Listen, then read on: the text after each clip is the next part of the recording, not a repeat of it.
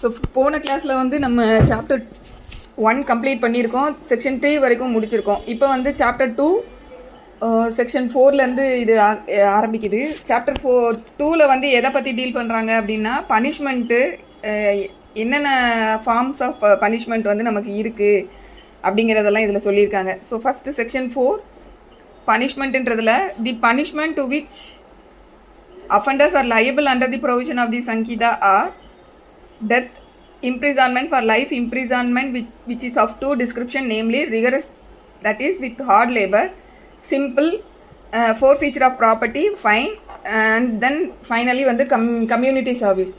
So இதில் இப்போ நமக்கு புதுசாக ஐபிசியில் இருந்து இந்த பிஎன்எஸில் புதுசாக சேர்த்துருக்கிறது வந்து கம்யூனிட்டி சர்வீஸ்ன்னு சொல்லக்கூடிய இந்த ஒரு ஃபார்ம் ஆஃப் பனிஷ்மெண்ட் மட்டும் நியூலி இன்கார்பரேட்டட்.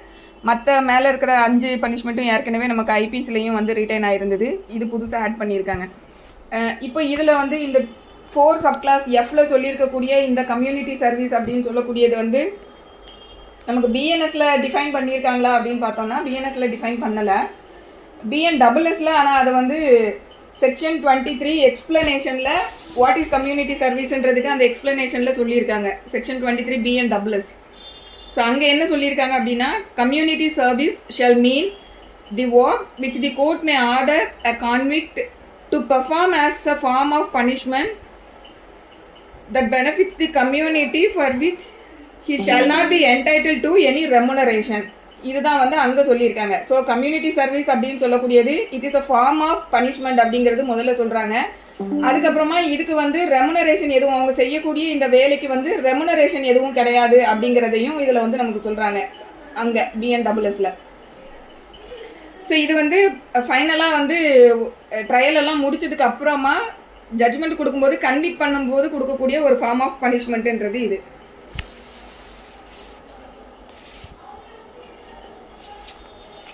ஸோ இப்போ இதில் பனிஷ்மெண்ட்டோட எய்ம் அண்ட் ஆப்ஜெக்ட் என்ன, இந்த பனிஷ்மெண்ட்டுன்ற கான்செப்ட் வந்து எப்படிலாம் வந்து கடந்து வந்திருக்கு அப்படின்னு பார்த்தோம்னா, முதல்ல ஏர்லி ஸ்டேஜில் வந்து பனிஷ்மெண்ட் வந்து எப்படி என்ன ஒரு நோக்கத்தில் கொடுக்கப்பட்டது அப்படின்னு பார்த்தோம்னா நிறைய தியரிஸ் இருக்குது. பனிஷ்மெண்ட்டுக்கு பின்னாடியே நிறைய தியரிஸ் இருக்குது.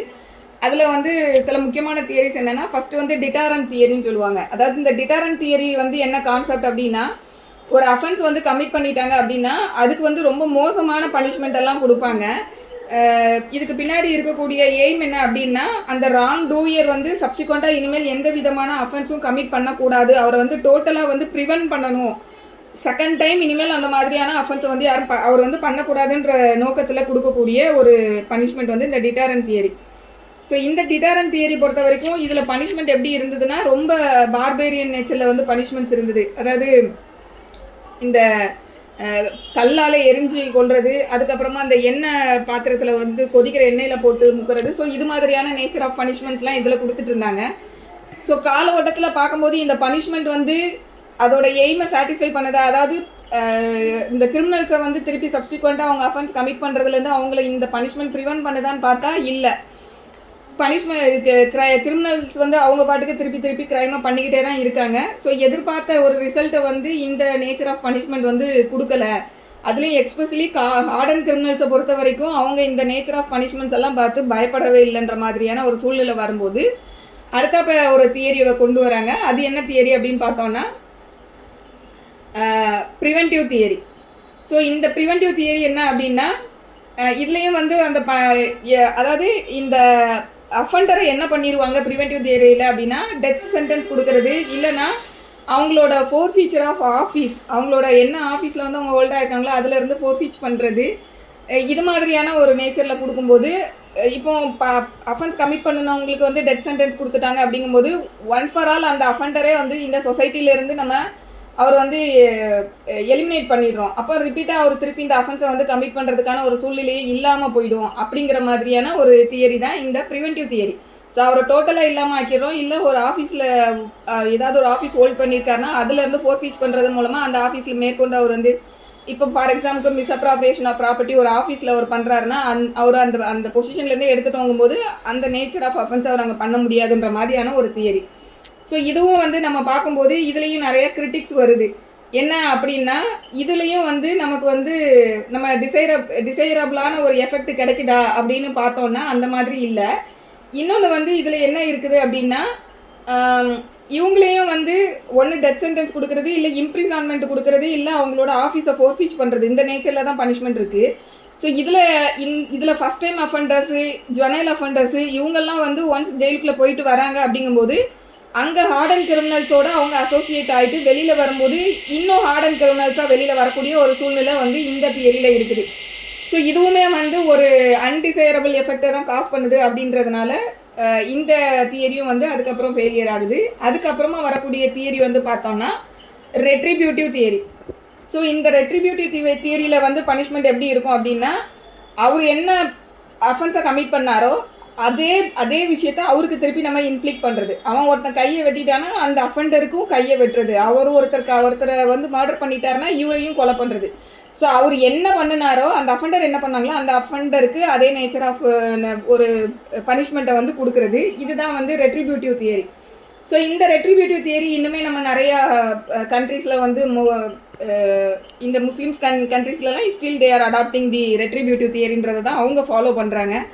பட் நம்ம வந்து இந்த தியரி அக்செப்ட் பண்ணியிருக்கோமா அப்படின்னு பார்த்தோம்னா, ஸோ நம்ம நாட்டில் இந்த தியரியும் வந்து நம்ம அக்செப்ட் பண்ணலை. ஸோ இது வந்து ஒரு ஃபார்ம் ஆஃப் பனிஷ்மெண்ட்டுக்குள்ள தியரி, இந்த ரெட்ரிபியூட்டிவ் தியரி அப்படிங்கிறது. ஸோ அடுத்து வந்து ரிஃபார்மேட்டிவ் தியரி.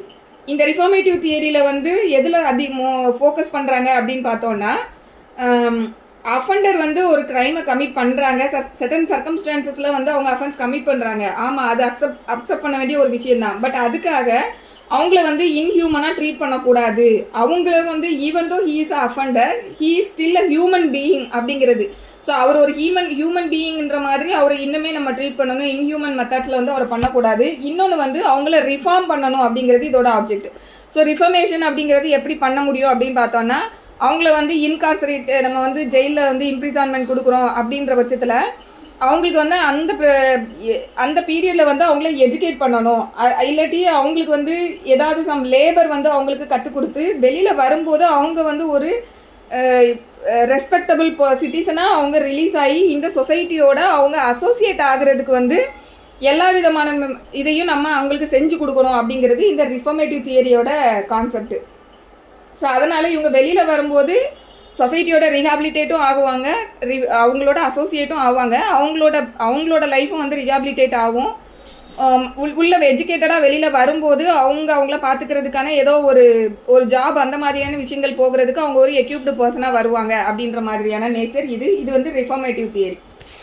ஸோ இதில் வந்து சில கிரிட்டிக்ஸ் இருந்தது. என்ன கிரிட்டிக்ஸ் அப்படின்னு பார்த்தோம்னா, ஒரு அக்யூஸ்டை கொண்டு போய் ஒரு அஃபண்டரை கொண்டு போய் ஜெயிலில் போட்டு அவங்களுக்கு எஜுகேஷனை கொடுத்து அவங்களுக்கு வந்து சில ஜாபெல்லாம் வந்து சொல்லி கொடுத்து இது மாதிரியான விஷயங்கள் எல்லாம் அவங்களுக்கு சொல்லி கொடுக்கும்போது அவங்க வந்து அதை வந்து ஒரு ஜெயில் மாதிரியே ஒரு தண்டனை மாதிரியே முதல்ல ஃபீல் பண்ண மாட்டாங்க. எப்படி நம்ம சொசைட்டியில் வெளியில் இருக்கும்போது எப்படி நம்ம இருக்காங்களோ அதே மாதிரி தான் இங்கேயும் வந்து அவங்க ஃபீல் பண்ணுவாங்கங்கிற மாதிரி கிரிட்டிக்ஸ்லாம் வந்து இந்த ஃபார்ம் ஆஃப் தியரியில் வந்து இருக்குது.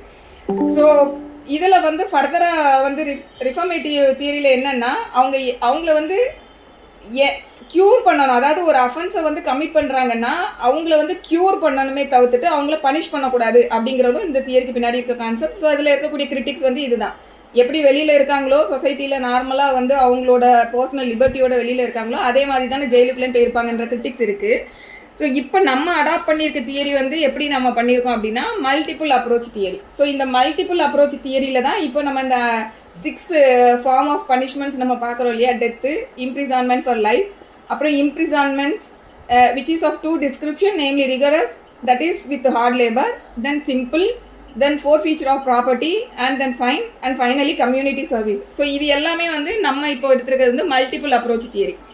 ஸோ இந்த மல்டிபிள் அப்ரோச் தியரியில் என்ன அப்படின்னு பார்த்தோன்னா, இதை வந்து ப்ரொபோர்ஷனேட்டாக வந்து பனிஷ்மெண்ட் கொடுத்தாங்க.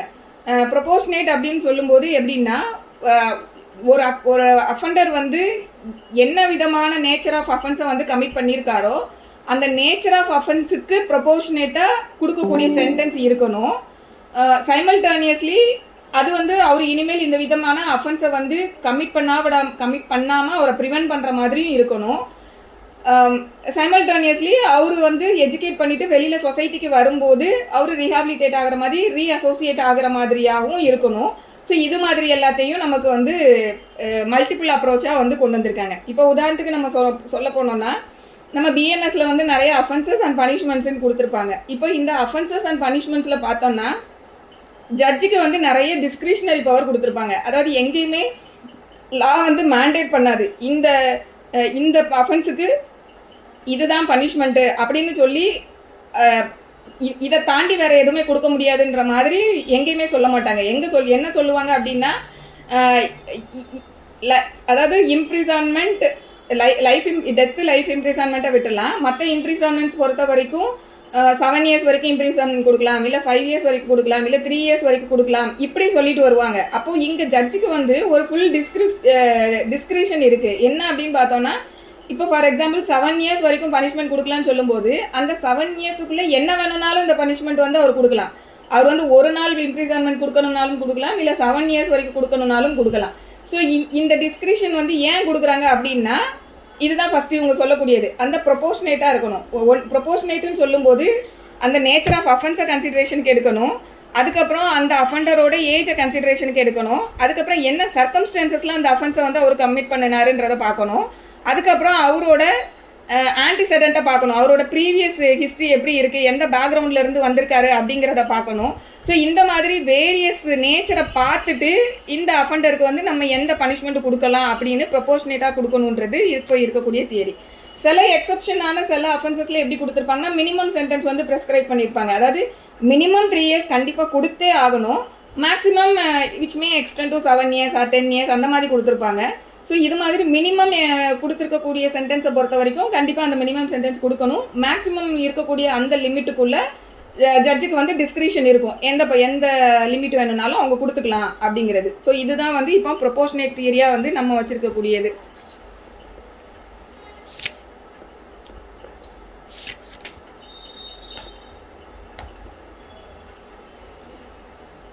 ஸோ நெக்ஸ்ட் வந்து இந்த மாதிரி சென்டென்ஸ் வந்து கோர்ட் வந்து இம்போஸ் பண்ணும்போது அந்த கிராவிட்டி ஆஃப் அஃபென்ஸை பொறுத்து நம்ம வந்து இப்போ பனிஷ்மெண்ட் வந்து ப்ரொபோர்ஷனேட்டாக இருக்கணும்னு சொல்கிறோம் இல்லையா. இப்படி சொல்லும்போது அந்த அஃபெண்டரோட அவரோட ப்ரீவியஸ் ஹிஸ்ட்ரி, அவரோட ஏஜ், அவரோட என்ன சர்க்கம்ஸ்டான்சஸில் அஃபென்ஸ் கமிட் பண்ணாரு, என்ன நேச்சரில் அஃபென்ஸ் கமிட் பண்ணாரு, இந்த மாதிரி வேரியஸ் சர்க்கம்ஸ்டான்சஸ் நம்ம பார்க்கணும்னு சொல்கிறோம்.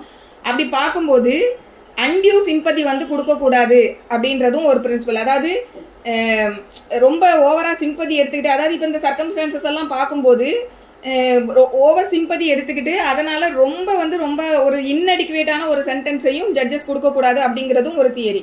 ஸோ நம்ம கொடுக்கக்கூடிய பனிஷ்மெண்ட்டை பார்க்கும்போது சொசைட்டியில் வேற யாரும் அந்த பனிஷ்மெண்ட்டை செய்யக்கூடாதுன்ற மாதிரியும் டிட்டாரண்டாகவும் இருக்கணும். அட் த சேம் டைம் இவர் என்ன மாதிரி சூழ்நிலையில் பண்ணியிருக்காருன்றதை எடுத்து ரெண்டையும் பேலன்சிங்காக கொண்டு போகணும்.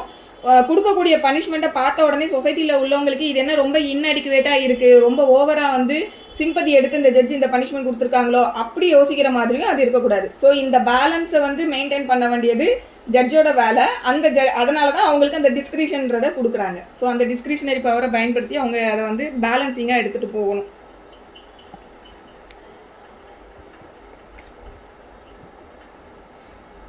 ஸோ மீகர் சென்டென்ஸுன்றது இந்த மாதிரி அன்டியூ சிம்பதியில் வந்து கொடுக்கக்கூடாதுன்றது இன்னொன்று. இப்போ வந்து நம்ம பிஎன்எஸ்ல வந்து இப்போ 6 form ஆஃப் பனிஷ்மெண்ட் வந்து நம்ம இப்போ பார்த்துருக்கோம் இல்லையா. இந்த 6 forms தாண்டி இன்னும் ஒரு சில நேச்சர் ஆஃப் பனிஷ்மெண்ட்ஸ் வந்து நமக்கு வந்து நம்ம லா கமிஷன் வந்து இந்த பிஎன்எஸ் எனாக்ட் பண்ணுறதுக்கு முன்னாடி சில ப்ரொபோசல்ஸ் வந்து கொடுத்துருந்தாங்க. அதாவது இதில் இருக்கக்கூடிய இந்த பனிஷ்மெண்ட்டை தாண்டி இன்னும் வேறு சில நேச்சர் ஆஃப் பனிஷ்மெண்ட்ஸ் வந்து ப்ரொபோசல் பண்ணியிருந்தாங்க. அந்த மாதிரி ப்ரொப்போஸ் பண்ணதில் ஒரு பனிஷ்மெண்ட் தான் இந்த கம்யூனிட்டி சர்வீஸ். அதை இப்போ இன்கார்பரேட் பண்ணியிருக்காங்க. ஸோ இது இல்லாத வேறு என்ன மாதிரியான பனிஷ்மெண்ட்ஸ்லாம் ப்ரொப்போஸ் பண்ணியிருந்தாங்க அப்படிங்கிறது லைட்டாக ஒரு இது பார்த்துடலாம். ஸோ என்ன அப்படின்னா ஃபர்ஸ்ட் வந்து எக்ஸ்டார்ன்மெண்ட் அப்படின்னா என்ன அப்படின்னா, இந்த அக்யூஸ்டு வந்து அவரோட ஃபேமிலியை விட்டு டெப்ரைவ் பண்ணி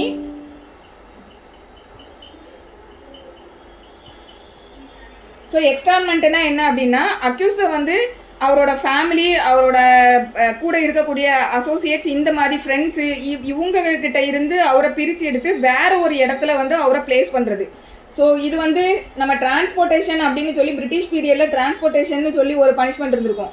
டிரான்ஸ்போர்ட்டேஷனில் என்ன பண்ணுவாங்க அப்படின்னா நாடு கடத்துறதுன்னு சொல்லுவாங்க அங்கே. ஸோ இங்கே இப்போ இந்த எக்ஸ்டார்ன்மெண்ட்ன்றது நாடு கடத்துறது கிடையாது, இந்தியாவுக்குள்ளேயே இல்லை இந்த ஸ்டேட்டுக்குள்ளேயே. இப்போ அதாவது இப்போ சென்னையில் ஒரு பர்டிகுலர் ரெசிடென்ஸில் இவர் இருக்காருன்னா சென்னையில் இந்த ரெசிடென்ஸில் இல்லாமல் இவரோட அசோசியேட்டை விட்டு பிரித்து வேற ஒரு இடத்துல பிளேஸ் பண்ணுற மாதிரி அவருக்கு வந்து ஒரு பனிஷ்மெண்ட் கொடுக்கணும். So it is not equal with transportation. அது மாதிரி இருக்கு, பட் அது வந்து நம்ம டிரான்ஸ்போர்ட்டேஷனோட ஈக்குவல் பண்ண முடியாது. டிரான்ஸ்போர்ட்டேஷன்றது இந்தியாவில் ஒரு அஃபென்ஸ் கமிட் பண்ணிட்டாங்கன்னா இங்கேருந்து அவங்கள வேற ஒரு கண்ட்ரிக்கே வந்து அவங்கள வந்து டிபார்ட் பண்ணுவாங்க, டிரான்ஸ்போர்ட் பண்ணுவாங்க அந்த மாதிரி. ஸோ அது கிடையாது. பட் ஜஸ்ட் இது வந்து இந்த லோக்கல் லிமிட்டுக்குள்ளே பண்ணக்கூடியது. இதுதான் வந்து எக்ஸ்டான்மெண்ட்னு சொல்லக்கூடிய நேச்சர் ஆஃப் பனிஷ்மெண்ட்.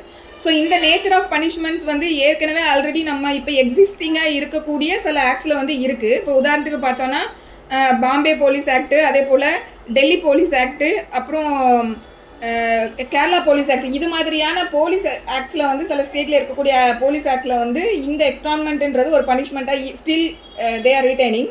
ஸோ இதை வந்து நம்ம பிஎன்எஸ்ல இருக்கக்கூடிய அஃபென்சஸுக்கும் நம்ம அதை வந்து கொண்டு வரலாம் அப்படின்ற ப்ரப்போசல் இருந்தது. பட் அது வந்து கொண்டு வரல. இது ஒன்று. அடுத்து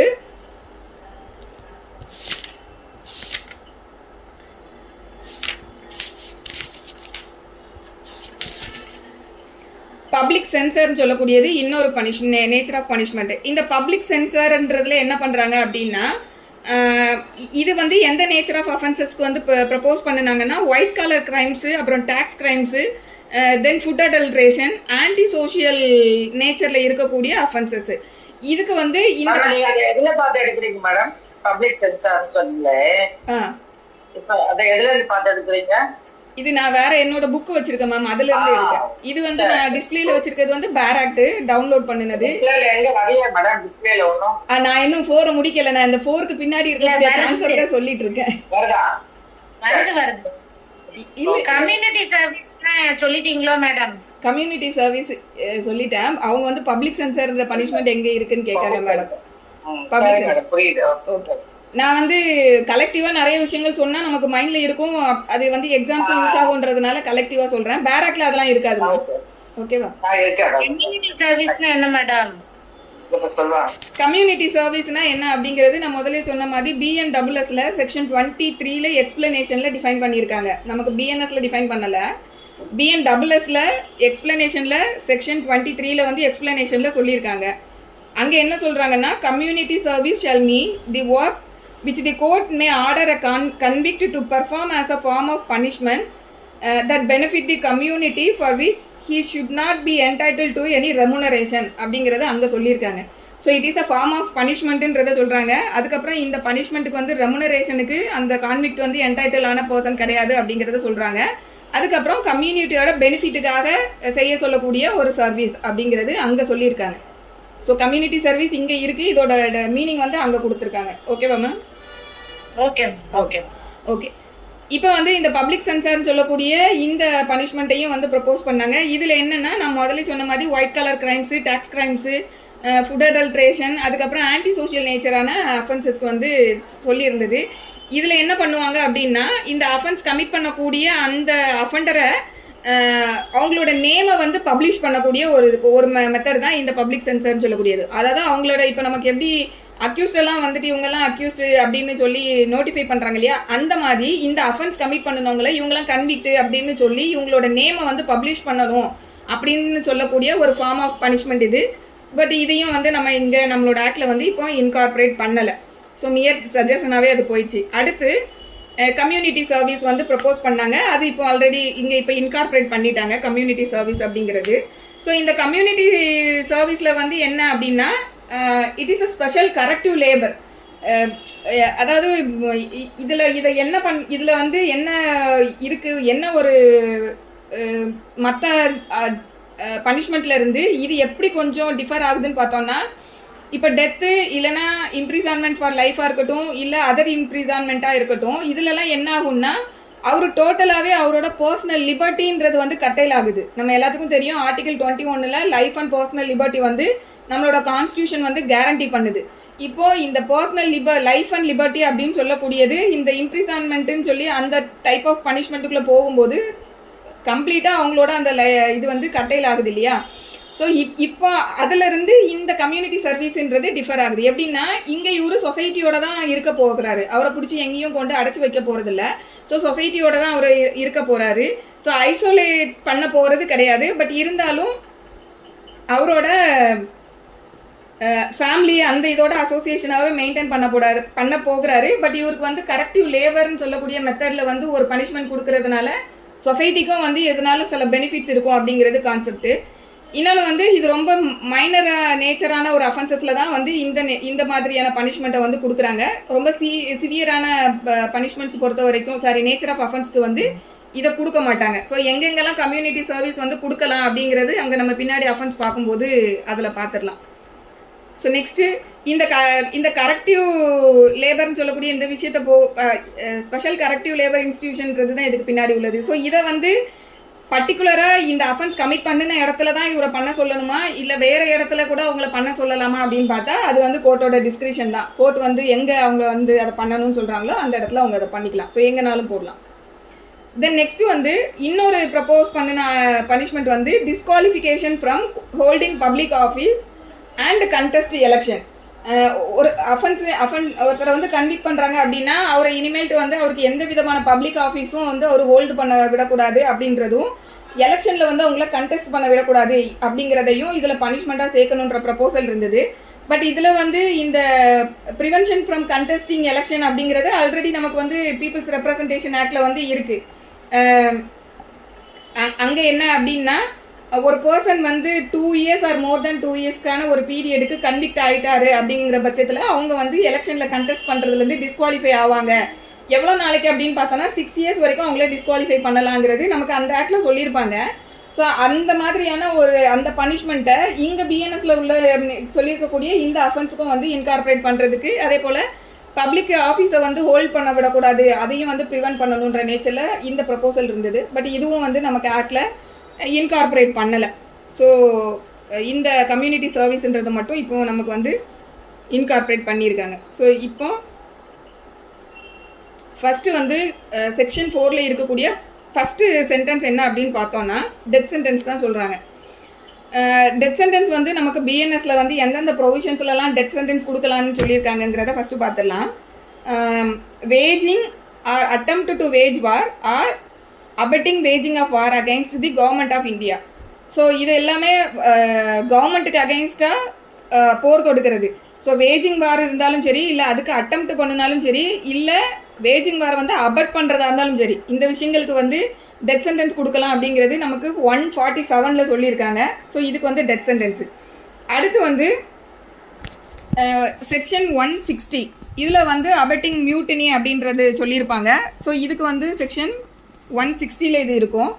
அடுத்து வந்து செக்ஷன் 230 வந்து giving or fabricating false evidence upon which an innocent person suffers death.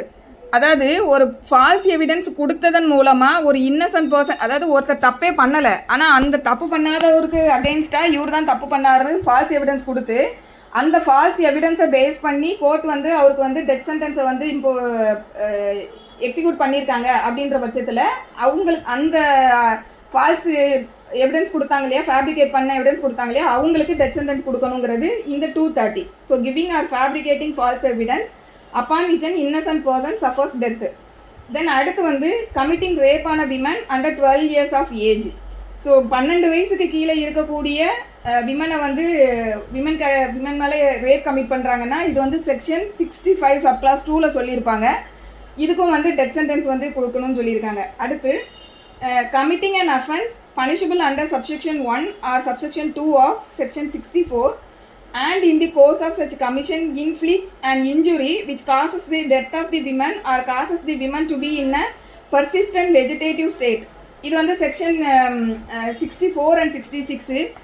இது என்ன அப்படின்னா ஒரு ரேப் அஃபென்ஸ் கமிட் பண்ணுறதன் மூலமாக அந்த இன்ஜுரிஸ்னால இல்லை ரேப்பை கமிட் பண்ணும்போது அவங்கள வந்து காயப்படுத்தி அவங்கள வந்து பர்மனண்ட்டாக வந்து ஒரு வெஜிடேட்டிவ் ஸ்டேட்டில் கொண்டு போய் விடுறது. அவங்களால இனிமேல் எதுவுமே பண்ண முடியாது, படுத்த படுக்கையாக தான் அவங்க கிடக்கணும், வேறு வழியே கிடையாது. அவங்களால எதுவுமே பண்ண முடியாது. எப்படி ஒரு வெஜிடபிளை தூக்கி போட்டால் அப்படி கிடக்குமோ அந்த மாதிரியான ஒரு ஸ்டேட்டில் கொண்டு போய் அவங்கள விடுறது. ஸோ அது மாதிரியான ரேப்பை வந்து பண்ணும்போது இது மாதிரியான ஒரு ஸ்டேட்டில் கொண்டு போய் அந்த விக்டிமை விட்டுடுறாங்கன்ற பட்சத்தில் அந்த அஃபெண்டருக்கு டெத் சென்டென்ஸு. அடுத்து ரிப்பீட்டட் அஃபெண்டர்ஸ் அண்டர் செக்ஷன் 64, 65, 66, 70, 71 இந்த ரிப்பீட் அஃபண்டர்ஸ்ன்னு சொல்லக்கூடியது இதில் அந்த 64, 65, 66, 70, 71 இது எல்லாமே ரேப் ரிலேட்டட் அஃபென்சஸ் தான். ஸோ ரேப் ரிலேட்டடான அஃபென்சஸை வந்து ரிப்பீட்டாக பண்ணக்கூடிய அஃபண்டருக்கு டெத் சென்டென்ஸு. அடுத்து murder which may be punished with death or life imprisonment and fine. So இது வந்து மர்டர், யாரெல்லாம் கொலை பண்ணுறாங்களோ அந்த கொலை குற்றவாளிக்கு கொடுக்கக்கூடியது வந்து கொலை பண்ணினவங்களுக்கு மரண தண்டனை கொடுக்கலாம் அப்படின்னு சொல்லக்கூடியது. இது வந்து 103. அடுத்து abetment of suicide of a child or person of unsound mind. அதாவது ஒரு குழந்தையோ இல்லை ஒரு அன்சவுண்ட் மைண்டில் இருக்கக்கூடிய ஒரு பர்சனையோ தற்கொலை செய்வதற்கு தூண்டி அவங்கள சூசைட் பண்ண வைக்கிறது. ஸோ இது வந்து எதில் இருக்கும் அப்படின்னா 107 செக்ஷன் 107 இருக்கும். Abetment of suicide of a child or person of unsound mind. So இதுக்கும் வந்து டெத் சென்டென்ஸ் வந்து கொடுக்கலாம். அடுத்து attempt to murder by a person under sentence of imprisonment for life if hurt is caused. இது வந்து ஏற்கனவே வந்து இவர் ஒரு குற்றத்தை செஞ்சுட்டு அந்த குற்றத்துக்கு தண்டனையாக அவர் இம்ப்ரிசான்மெண்ட் ஃபார் லைஃப்னு சொல்லக்கூடிய அந்த தண்டனைக்கு கீழே அவர் பனிஷ்மெண்ட்டில் இருக்கார். ஸோ இந்த பனிஷ்மெண்ட்டில் இருக்கும்போது இவர் இன்னொரு மர்டர் கமிட் பண்ணுறதுக்கு அட்டெம்ப்ட் பண்ணுறாரு. அப்படி அட்டெம்ப்ட் பண்ணும்போது அதன் மூலமாக அந்த விக்டிம்க்கு ஹர்ட் காசு ஆயிடுச்சு அப்படின்ற பட்சத்தில் அப்போ அந்த ஆல்ரெடி அவர் கான்விக்டாக ஏற்கனவே இம்ப்ரிசான்மெண்ட்டில் இருக்கார், லைஃப் இம்ப்ரிசான்மெண்ட்டில். இவர் இப்போ அந்த இடத்துல போயிட்டு இப்போ இது எப்போனா ஜெயிலில் இருக்கக்கூடிய அந்த கான்விக்ட்டுக்கு வந்து பொருந்தும். ஸோ அந்த இடத்துல அவர் திருப்பி இன்னொரு மர்டர் கமிட் பண்ணுறதுக்கு அட்டெம்ப்ட் பண்ணுறாரு. அந்த அட்டெம்ப்டில் அப்போசிட் பார்ட்டி வந்து இன்ஜூரியும் காஸ் பண்ணிட்டாரு அப்படின்ற பட்சத்தில் அவங்களுக்கும் வந்து டெத் சென்டென்ஸ் இம்போஸ் பண்ணலாம் அப்படின்னு சொல்லக்கூடியது இந்த 109. தென் வந்து committing a terrorist act resulting in death of any person. Terrorist act வந்து நமக்கு பிஎன்எஸ்ல நியூலி இன்கார்பரேட்டட் ப்ரொவிஷன். ஐபிசியில் வந்து இந்த மாதிரி தனியாக ஒரு செக்ஷன் இல்லை, இப்போ நமக்கு புதுசாக இதில் இன்கார்பரேட் பண்ணியிருக்காங்க. ஆல்ரெடி டெரரிஸ்ட் ஆக்டிவிட்டிஸ் பொறுத்த வரைக்கும் நமக்கு நிறைய ஸ்பெஷல் லாவும் இருக்குது. பட் இருந்தாலும் நமக்கு இங்கே ஜென்ரல் லாவில் இதை புதுசாக இப்போ இன்கார்பரேட்டும் பண்ணியிருக்காங்க. செக்ஷன் வந்து 113 நியூலி இன்கார்பரேட்டட் ப்ரொவிஷன். ஸோ இந்த டெரரிஸ்ட் ஆக்டிவிட்டினால யாராவது ஒரு பர்சனுக்கு டெத்து காசு ஆயிடுச்சுன்ற பட்சத்தில் அங்கேயும் வந்து டெத் சென்டென்ஸ் கொடுக்க முடியும். அடுத்து வந்து கிட்னாப்பிங் ஃபார் ரேன்சம். இது வந்து செக்ஷன் 140. இது வந்து கிட்னாப் பண்ணுறது ஃபார் ரேன்சம் பர்பஸ்க்காக கிட்னாப் பண்ணுறது 140ல் இருக்குது. அடுத்து டெக்காய்டி அக்காம்ப்ளிஷ் வித் மர்டர். டெக்காய்டி வந்து என்னென்னா கொள்ளையடிக்காக டெக்காய்டின்றது கொள்ளையடிக்கிறது தான். ஸோ அந்த மாதிரி அவங்க கொள்ளையடிக்கிற சமயத்தில் ஒரு டெத்தையும் காசு பண்ணிட்டாங்க அப்படிங்கும்போது அதுக்கு டெத் சென்டென்ஸு, அது வந்து 310. அடுத்து வந்து வேற எங்கெல்லாம் சொல்லியிருக்காங்க அப்படின்னு பார்த்தோம்னா நம்ம நேற்று பார்த்தோம் இல்லையா 3 சப்கிளாஸ் 5 ஜாயிண்ட் லயபிலிட்டி அப்படின்னு சொல்லிட்டு. ஸோ அந்த மாதிரி ஜாயிண்ட் லயபிலிட்டிக்கு கீழே ஒருத்தர் வந்து ஒரு ஆள் மர்டர் கமிட் பண்ணிட்டாங்க, இவரும் வந்து அந்த காமன் இன்டென்ஷன் கேப்ஷனுக்கு கீழே அந்த அஃபென்ஸுக்கு வந்து இன்வால்வ் ஆயிருக்காரு அப்படிங்கும்போது அந்த அஃபெண்டர் டைரக்டாக அந்த டெத்துன்ற விஷயத்தை காசு பண்ணலன்னா கூட இவர் எய்டு பண்ணியிருப்பாரு, இல்லை அசிஸ்ட் பண்ணியிருப்பாரு, ஏதோ விதத்தில் அவர் அந்த அஃபென்ஸில் வந்து இன்வால்வ் ஆயிருப்பாருன்னு பார்த்தோம் இல்லையா. ஸோ அந்த மாதிரி ஜாயிண்ட் லயபிலிட்டியில் ஒருத்தர் வரும்போது அந்த இடத்துல அவருக்கு வந்து டெத்து சென்டென்ஸ் கொடுக்க முடியும். அது அடுத்து abetment of offence punishable with death. இது வந்து செக்ஷன் 49ல் சொல்லியிருப்பாங்க. அதாவது டெத் சென்டென்ஸ் இம்போஸ் பண்ணக்கூடிய ஒரு நேச்சரில் டெத் சென்டென்ஸ் கொடுக்கக்கூடிய ஒரு அஃபென்ஸை வந்து அபட் பண்ணுறது. ஸோ அதுக்கு வந்து செக்ஷன் 49ல் சொல்லியிருக்காங்க. அது 49 வரும்போது டீட்டெயிலாக பார்க்கலாம். ஸோ இவ்வளோ இடங்களில் வந்து நமக்கு இந்த பிஎன்எஸ்ல டெத் சென்டென்ஸ் வந்து கொடுக்கலாம் அப்படிங்கிறத சொல்லியிருக்காங்க. இப்போ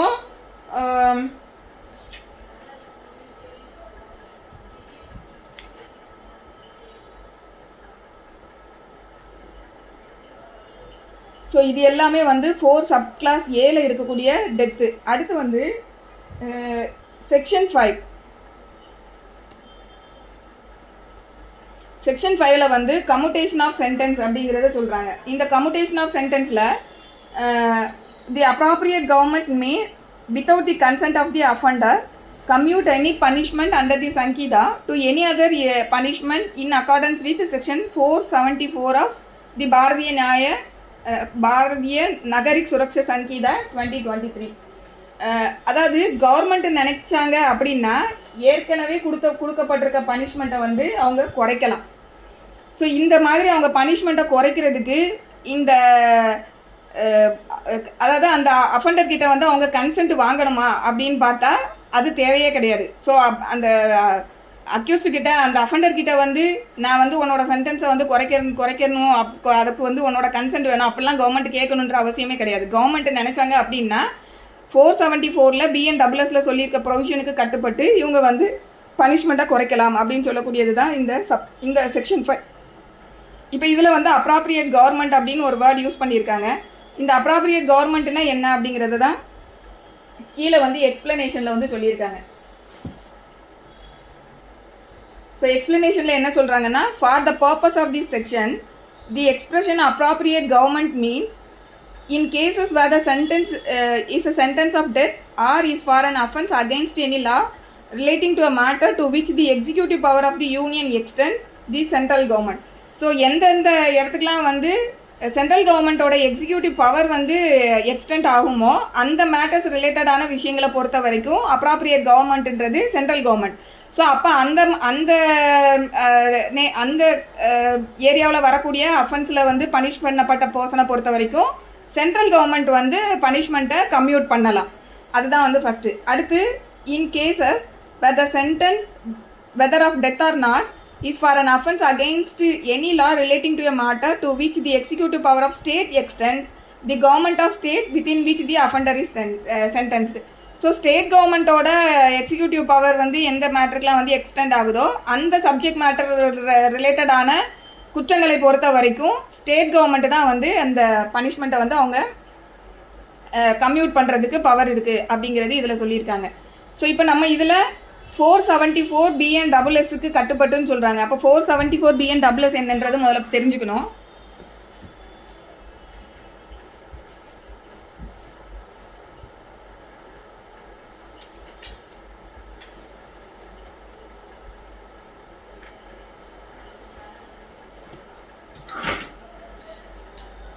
ஸோ 474 BNSSல என்ன சொல்கிறாங்கன்னா, power to commute sentence heading வந்து அதுதான், power to commute sentence. The appropriate government may without the consent of the person sentenced commute a sentence of death for imprisonment for life. So appropriate government வந்து எந்த person வந்து தண்டனைக்கு ஆளாக்கப்பட்டிருக்காரோ அந்த நபரோட கன்சென்ட்டே இல்லாமலேயே பனிஷ்மெண்ட்டை வந்து கம்யூட் பண்ணலாம் அப்படின்றாங்க. இப்போ கம்யூட் பண்ணும்போது எந்தெந்த சென்டென்ஸை எப்படி கம்யூட் பண்ணலாங்கிறத இங்கே சொல்லியிருக்காங்க. டெத் சென்டென்ஸாக இருந்தது அப்படின்னா அதை லைஃப் இம்ப்ரிசான்மெண்ட்டாக அவங்க வந்து அப்ராப்ரியேட் கவர்மெண்ட் வந்து கம்யூட் பண்ணலாங்கிறது ஃபஸ்ட்டு சொல்கிறாங்க. அடுத்து a sentence of imprisonment for life for imprisonment for a term not less than 7 years. ஒருவேளை ஏற்கனவே இம்போஸ் பண்ணின சென்டென்ஸ் வந்து லைஃப் இம்ப்ரிசான்மெண்ட்டாக இருக்குது அப்படின்ற பட்சத்தில் அதை வந்து 7 ஆண்டுகளுக்கு குறையாத ஒரு காலகட்டத்துக்கான ஒரு இம்ப்ரிசான்மெண்ட்டாக கவர்மெண்ட் வந்து கம்யூட் பண்ணலாம். இது செகண்ட் சொல்கிறாங்க. Third, a sentence of imprisonment for 7 years or more for imprisonment for a term not less than 3 years. So actually வந்து அவருக்கு கொடுக்கப்பட்ட பனிஷ்மெண்ட் வந்து 7 years or more than 7 years பனிஷ்மெண்ட்டாக இருக்குது அப்படின்ற பட்சத்தில் கவர்மெண்ட் வந்து எவ்வளோ வரைக்கும் குறைக்கலாம் அப்படின்னா நாட் லெஸ் தென் 3 years வரைக்கும் அவங்க அந்த சென்டென்ஸை கம்யூட் பண்ணலாம். அடுத்து a sentence of imprisonment for less than 7 years for fine. இப்போ இம்போஸ் பண்ண பனிஷ்மெண்ட்டே வந்து லெஸ் தென் 7 years பனிஷ்மெண்ட்டை அவங்க இம்போஸ் பண்ணியிருக்காங்க கோர்ட் அப்படிங்கும்போது கவர்மெண்ட் வந்து அந்த பனிஷ்மெண்ட்டை ஃபைன் மட்டும் அவங்க கொடுக்கலாம்னு சொல்லி கம்யூட் பண்ண முடியும். அடுத்து a sentence of rigorous imprisonment for simple imprisonment for any term to which that person might have been sentenced. So rigorous இம்ப்ரிசான்மெண்ட்டாக வந்து ஒரு பனிஷ்மெண்ட் கொடுத்துருக்காங்கங்கிற பட்சத்தில் அதை சிம்பிள் இம்ப்ரிசான்மெண்ட்டாக அவங்க கம்யூட் பண்ண முடியும். ஸோ இதை தான் வந்து 5 விதத்தில் எந்தெந்த சென்டென்ஸை கவர்மெண்ட் எப்படி கம்யூட் பண்ணலாம் அப்படிங்கிறது இந்த 474 வந்து நமக்கு BNSSல சொல்லியிருக்காங்க. ஸோ இந்த இதுக்கு கட்டுப்பட்டு இப்போ அப்ராப்ரியேட் கவர்மெண்ட் வந்து சென்டென்ஸை கம்யூட் பண்ணிக்கலாங்கிறது தான் இப்போ இங்கே 5 இப்போ நம்ம பார்த்த செக்ஷன் 5ல சொல்லியிருக்காங்க. இதுலேயே இது கூடயே நம்ம சேர்த்து 475 ஆஃப் BNSSஐயும் பார்க்கணும். ஸோ 475ல என்ன சொல்லியிருக்காங்க அப்படின்னா, restriction on powers of remission or commutation in certain cases. So சில ரெஸ்ட்ரிக்ஷன்ஸ் வந்து இந்த அப்ராப்ரியேட் கவர்மெண்ட் வந்து இந்த சென்டென்ஸை கம்யூட் பண்ணும்போது சில ரெஸ்ட்ரிக்ஷன்ஸ் வந்து இருக்குது கவர்மெண்ட்டுக்கு. அது என்னங்கிறது இதில் சொல்கிறாங்க. ஸோ இப்போ நான் ரீட் பண்ண போகிறது வந்து section 475 BNSS. So notwithstanding anything contained in section 473, where a sentence of imprisonment for life is imposed on where a sentence of imprisonment for life is imposed on conviction of a person for an offence for which death is one of the punishment provided by law. So இங்கே என்னென்னா court வந்து என்ன பண்ணியிருக்காங்க அப்படின்னா ஒரு life இம்ப்ரிசான்மெண்ட்டை வந்து ஒரு கன்விக்ஷனாக கொடுத்துருக்காங்க. லைஃப் இம்ப்ரிசான்மெண்ட் கன்விக்ஷனாக கொடுத்துருக்காங்க. ஆனால் அந்த அஃபென்ஸுக்கு டெத் சென்டென்ஸும் கோர்ட்டால் கொடுக்க முடியும். அதாவது அங்கே பனிஷ்மெண்ட் அந்த அஃபென்ஸ்க்கு எப்படி இருந்திருக்குன்னா the court can impose a sentence of life imprisonment or death அப்படின்ற மாதிரி கொடுத்துருப்பாங்க. ஸோ இந்த ரெண்டு பனிஷ்மெண்ட்டில் எது வேணாலும் கொடுக்கலாம்னு சட்டத்தில் இருந்திருக்கு. கோர்ட் என்ன பண்ணியிருக்காங்கன்னா லைஃப் இம்ப்ரிசான்மெண்ட் வந்து கொடுத்துருக்காங்க. இந்த மாதிரி இருந்தாலும் அதுக்கப்புறம் என்ன சொல்கிறாங்கன்னா R where a sentence of death imposed on a person has been commuted under section 474 into 1 of imprisonment for life. So second கேட்டகரியில் என்ன சொல்கிறாங்க அப்படின்னா கோர்ட் கொடுத்த பனிஷ்மெண்ட் வந்து டெத் இம்ப்ரிசான்மெண்ட் கொடுத்துருக்காங்க. ஆனால் அந்த டெத் இம்ப்ரிசான்மெண்ட்டை வந்து அப்ராப்ரியேட் கவர்மெண்ட் இப்போ நம்ம 474 பார்த்த மாதிரி ஏதோ ஒரு சென்டென்ஸாக கம்யூட் பண்ணுறாங்க அப்படின்ற நேச்சர் இருந்தாலும் such person shall not be released from the prison unless he had served at least 14 years of imprisonment. So இந்த ரெண்டு கண்டிஷனில் எந்த கண்டிஷன் வந்தாலுமே அந்த அஃபண்டர் வந்து அட்லீஸ்ட் 14 இயர்ஸ் ஆகுது அவர் ஜெயிலில் இருந்ததுக்கு அப்புறமா தான் அவரை ரிலீஸ் பண்ணணும், அதுக்கு முன்னாடி பண்ணக்கூடாது அப்படிங்கிறது இந்த 475 வந்து சொல்லியிருக்காங்க. ஸோ இப்போ இந்த செக்ஷன் 5 நம்ம பார்க்கும்போது இந்த 474 அண்ட் 475 BNWS வந்து சேர்த்து பார்க்கணும். இதுக்கு கட்டுப்பட்டு தான் இந்த 5 வந்து செயல்படும். சரி, இப்போ இதில் இந்த இப்போ நம்ம இதை பார்த்துட்டு இருக்கக்கூடியது எக்ஸாமில் அடிக்கடி கேட்கக்கூடிய இந்த கொஷின் வந்து எல்லா எக்ஸாம்லையும் கேட்பாங்க. இந்த கம்யூட்டேஷன் ஆஃப் சென்டென்ஸ்னு சொல்லக்கூடியது எல்லாத்துலேயும் வந்து டிஸ்கிரிப்டிவ் டைப் கொஷினில் வந்து மோஸ்ட்லி இருக்கும். இப்போ இது எழுதும்போது நம்ம எதெல்லாம் சேர்த்து எழுதணும்னா இப்போ செக்ஷன் 5 BNSS எழுதணும், அதோட சேர்த்து 474 475 இப்போ நம்ம பார்த்தோம் இல்லையா அதை எழுதணும். அதோட சேர்த்து இதோட கரஸ்பாண்டிங்காக வந்து நமக்கு கான்ஸ்டியூஷன்லையும் வந்து செக்ஷன் 72 அண்ட் செக்ஷன் 161 இதே கம்யூட்டேஷன் வந்து சொல்லியிருப்பாங்க. So 72 and 161 of constitution, Indian constitution. So இங்கே வந்து எப்படி இருக்குன்னா பிரசிடெண்ட் வந்து எப்போல்லாம் வந்து சென்டென்ஸை வந்து பார்டன் பண்ணலாம், கம்யூட் பண்ணலாம், ரெஸ்பைட் பண்ணலாம், ரெமிஷன் பண்ணலான்னு சொல்லி ஒரு மெத்தட் வந்து அங்கே கொடுத்துருப்பாங்க. 161 வந்து கவர்னருக்கு அதே பவரை வந்து கொடுத்துருப்பாங்க. ஸோ 72 வந்து பிரசிடெண்ட்டுக்கு, 161 வந்து கவர்னருக்கு. ஸோ இந்த கான்ஸ்டியூஷனை பொறுத்த வரைக்கும் என்ன நேச்சர்லலாம் வந்து இந்த கம்யூட்டேஷன் இருக்கலாங்கிறத சொல்லியிருப்பாங்க. என்ன நேச்சர்லாம் சொல்லியிருப்பாங்க அப்படின்னா பார்டன் அப்படிங்கிறது ஒன்று சொல்லியிருப்பாங்க, அடுத்தது வந்து ரெஸ்பைட் அப்படின்றது ஒன்று சொல்லியிருப்பாங்க, தென் ரெப்ரைவ்ன்றது ஒன்று சொல்லியிருப்பாங்க, தென் ரெமிஷன், தென் கம்யூட் அப்படின்னு சொல்லி 5 டைப்பாக இங்கே பிரித்து சொல்லியிருப்பாங்க. அதாவது பார்டன், அதுக்கப்புறமா வந்து ரெஸ்பைட், அதுக்கப்புறம் ரெப்ரைவ், அதுக்கப்புறம் ரெமிட், அதுக்கப்புறம் வந்து கம்யூட். இந்த 5க்கும் வந்து என்ன டிஃப்ரென்ஸுன்றது நம்ம கண்டிப்பாக தெரிஞ்சிருக்கணும். பார்டனிங் பவர் அப்படிங்கிறது என்னென்னா கம்ப்ளீட்டாக அவங்கள வந்து பார்டன் பண்ணிடுறது, அவங்கள வந்து மன்னிச்சு விட்டுடுறது. ஸோ கம்ப்ளீட்டாக வந்து இந்த பார்டன்ற ஒரு விஷயத்தை வந்து ஒரு அக்யூஸ்டுக்கு வந்து இந்த கவர்மெண்ட் இந்த சென்ஸ் இந்த இடத்துல இப்போ நான் 72 பார்க்கும்போது பிரசிடென்ட் வந்து ஒரு அஃபண்டரை வந்து பார்டனிங் பவரை எக்ஸசைஸ் பண்ணி பார்டன் பண்ணிட்டாரு அப்படின்ற பட்சத்தில் அவர் எந்த ஸ்டேஜில் போய் பிளேஸ் ஆவார்னா அவருக்கு மேலே அவர் எந்த விதமான அஃபென்ஸுமே கமிட் பண்ணாமல் இருக்கும்போது எப்படி ஒரு பிளேஸில் இருந்திருப்பாரோ அந்த பிளேஸ்க்கு அவர் போயிடுவார். ஸோ அவர் ஒரு அஃபென்ஸ் கமிட் பண்ணினாருன்ற ஒரு பிளேஸ்க்குள்ளேயே அவர் வரமாட்டார். ஸோ அவரோட ஸ்டேட்டஸ் வந்து அந்த மாதிரி போயிடும்.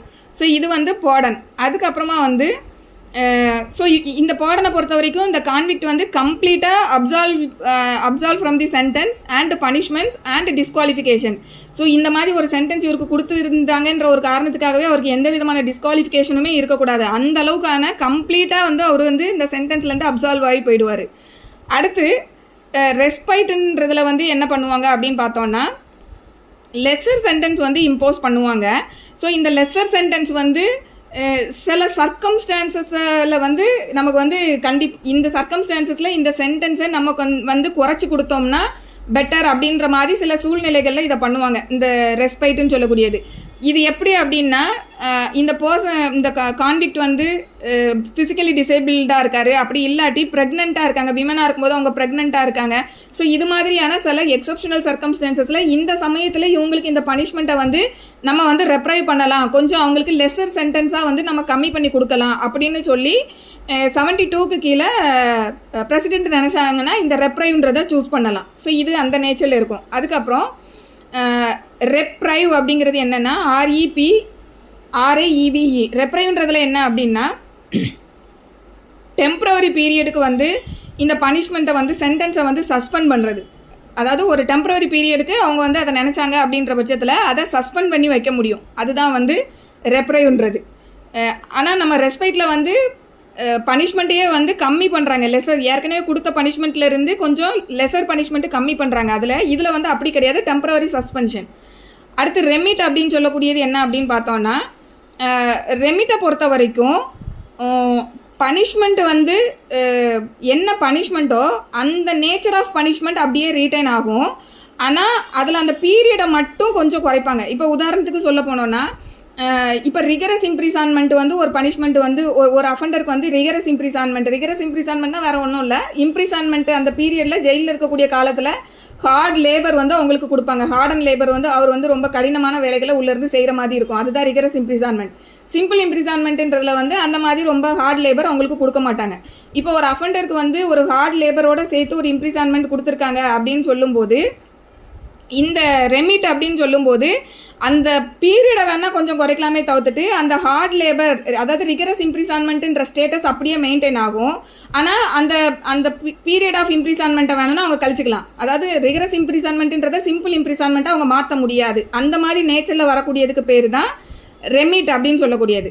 அடுத்து வந்து கம்யூட்டேஷன் சொல்கிறோம் இல்லையா, அந்த கம்யூட்டுன்ற கான்செப்ட் என்ன அப்படின்னு பார்த்தோம்னா, ஒரு பனிஷ்மெண்ட்டுக்கு பதிலாக இன்னொரு பனிஷ்மெண்ட்டை சப்ஸ்டிடியூட் பண்ணுறது. ஸோ இதில் வந்து நேச்சர் ஆஃப் பனிஷ்மெண்ட்டே மாறும். இப்போ ரிகரஸ் இம்ப்ரிசான்மெண்ட்டை கம்யூட்டேஷன் எக்ஸசைஸ் பண்ணும்போது அவங்க சிம்பிள் இம்ப்ரிசான்மெண்ட்டாக மாற்றிடலாம்.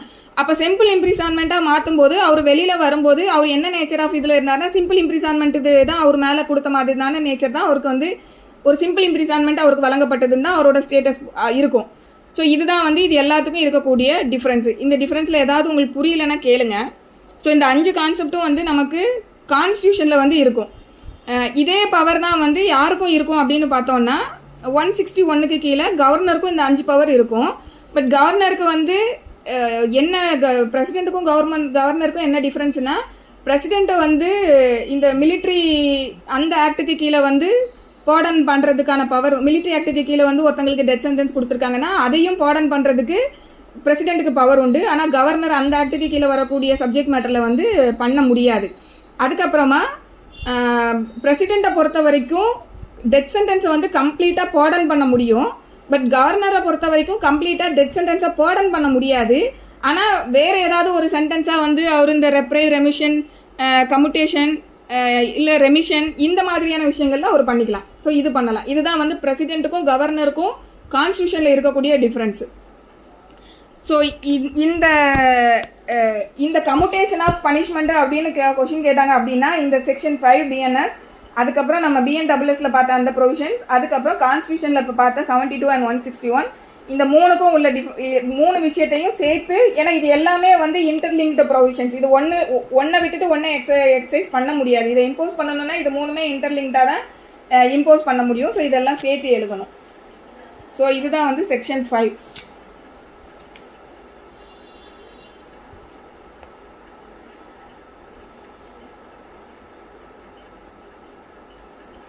ஸோ இதில் சில ஜட்ஜ்மெண்ட்ஸ் வந்து சொல்கிறேன்.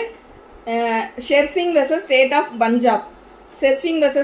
பஞ்சாப், இந்த கேஸில் வந்து என்ன சொல்லியிருப்பாங்க அப்படின்னா,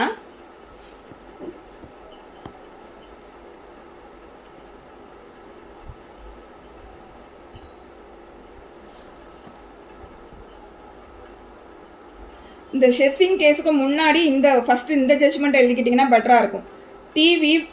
TV Vaitheeswaran versus state of Tamil Nadu, இது நம்ம தமிழ்நாட்டிலேருந்து சுப்ரீம் கோர்ட் போன கேஸு. இந்த T V Vaitheeswaran state of Tamil Nadu, இந்த கேஸில் வந்து நம்ம மெட்ராஸ் ஹைகோர்ட் என்ன சொல்லியிருப்பாங்க அப்படின்னா, இப்போ வந்து ஒரு அக்யூஸ்ட் வந்து டெத் சென்டென்ஸ் இம்போஸ் பண்ணப்பட்டாச்சுன்ற பட்சத்தில் ஆட்டோமேட்டிக்காக அவர் வந்து பிரசிடெண்ட்டுக்கு வந்து என்னோட சென்டென்ஸை வந்து எனக்கு கம்மி பண்ணுங்க, இல்லைன்னா பார்டன் பண்ணுங்க அப்படின்னு சொல்லி அப்ளை பண்ணுவார் இல்லையா.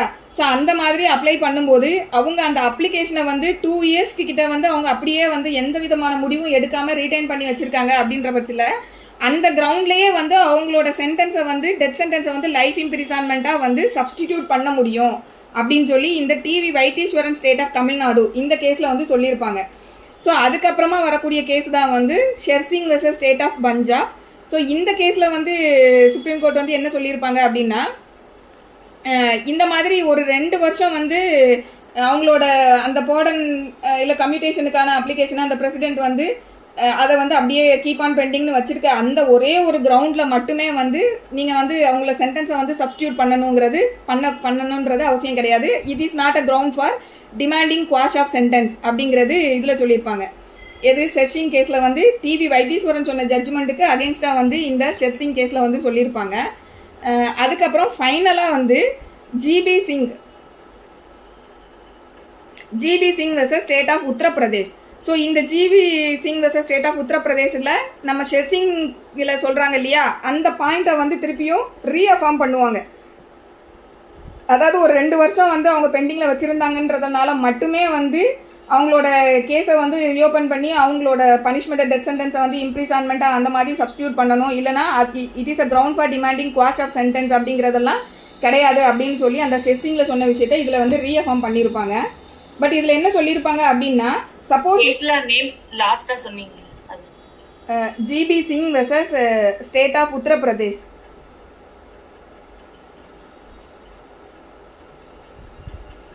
ஓகேவா? ஓகே. ஸோ இது வந்து நம்ம ஷெர்சிங் கேஸில் சொன்ன அந்த பாயிண்ட்டை ரீஅஃபார்ம் பண்ணுறதோட சேர்த்து அடிஷ்னலாக என்ன சொல்கிறாங்க அப்படின்னா, இன்னார்டினேட் டிலே ஒருவேளை இருக்குது அப்படின்ற பட்சத்தில் அதை வந்து கோர்ட் நினச்சாங்கன்னா கன்சிடர் பண்ணலாம். ஏன் இந்த இன்னார்டினேட் டிலே இருக்குங்கிறத கோர்ட்டு கன்சிடர் பண்ணிவிட்டு தேவைப்படக்கூடிய இடங்களில் தேவைப்படக்கூடிய எக்ஸப்ஷனல் கேசஸில் வந்து அந்த பனிஷ்மெண்ட்டை வந்து அவங்க ஆல்டர் பண்ணுறதுக்கு பவர் இருக்குது அப்படிங்கிறத வந்து இந்த கேஸில் வந்து சொல்லியிருப்பாங்க. ஸோ இது எல்லாமே வந்து இந்த கம்யூட்டேஷன் ஆஃப் சென்டென்ஸ் அப்படிங்கிறதுல நம்ம தெரிஞ்சுக்க வேண்டிய விஷயம். அடுத்து பேர்டனிங் பவர் நம்ம பார்த்தோம் இல்லையா. ஸோ இந்த பேர்டன் வந்து பார்க்கும்போது ஒரு மேட்டர் ஆஃப் ரைட்டாக வந்து பேர்டனிங் பவரை வந்து யாரும் டிமாண்ட் பண்ண முடியாது. இது வந்து purely discretion of the president or governor, அவங்களோட பியூர் டிஸ்கிரிப்ஷன் தான். இந்த பேர்டனிங் பவரை வந்து அவங்க எக்ஸசைஸ் பண்ணும்போது நான் வந்து அவங்க மேலே வந்து ஒரு கிளமன்ஸில் வந்து நான் அவங்கள வெளியில் விட்டுடுறேன். ஏன்னா அந்த பேர்டனிங் பவர்ன்றது வந்து ஒரு சிறப்புரிமை மாதிரி அந்த பிரசிடென்ட்டுக்கும் கவர்னருக்கும் வந்து ஒரு ப்ரிராகேட்டிவ் பவர் இது.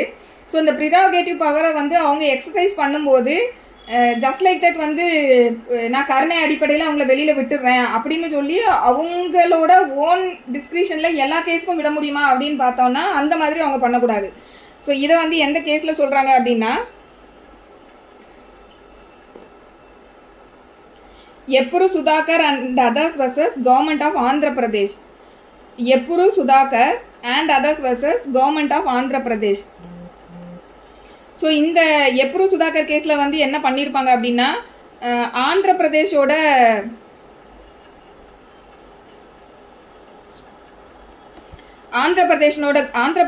கவர்னர் சுனில் குமார் வந்து என்ன பண்ணியிருப்பாரு அப்படின்னு பார்த்தோம்னா, காங்கிரஸ் ஆக்டிவிஸ்ட் வெங்கட ரெட்டின்னு ஒருத்தர் இருப்பார், கவரா வெங்கட ரெட்டி. ஸோ இவரோட சென்டென்ஸை வந்து இவர் கம்மி பண்ணியிருப்பாரு. என்ன கிரவுண்டில் வந்து கம்மி பண்ணியிருப்பாரு அப்படின்னா, இந்த வெங்கட ரெட்டின்றவரு ஏற்கனவே வந்து ஒரு 5 வருஷம் 2 மாதம் வந்து ஜெயிலில் வந்து அவரோட இம்ப்ரிசான்மெண்ட்டை அண்டர்கான் பண்ணிட்டாரு. ஸோ ஆக்சுவலி அவருக்கு இம்போஸ் பண்ணப்பட்ட சென்டென்ஸ் என்னன்னு பார்த்தோம்னா 10 இயர்ஸ் சென்டென்ஸ் வந்து இம்போஸ் பண்ணியிருப்பாங்க. இந்த சுனில்குமார் ஷிண்டேன்னு சொல்லக்கூடிய இந்த ஆந்திர பிரதேஷோட கவர்னர் என்ன பண்ணுவார்னா, ஆல்ரெடி இந்த கான்விக்ட் வந்துட்டு 5 years and 2 months வந்து ஆல்ரெடி அண்டர்கான் டு இம்ப்ரிசான்மெண்ட்டு. அதனால் நான் வந்து இவர் இமீடியட்டாக என்னோட பவரை யூஸ் பண்ணி ரிலீஸ் பண்ணுறேன்ற மாதிரி சொல்லியிருப்பாரு. அப்போ தான் சுப்ரீம் கோர்ட் வந்து இதை சொல்கிறாங்க. என்ன சொல்கிறாங்க அப்படின்னா, நீங்கள் வந்து கிளமென்சின்னு சொல்லி கருணை அடிப்படையில் விடுறது வந்து அக்யூஸ்டுக்கு மட்டும், கன்விக்டட் பர்சனுக்கு மட்டும் கிளமென்சி கிடையாது.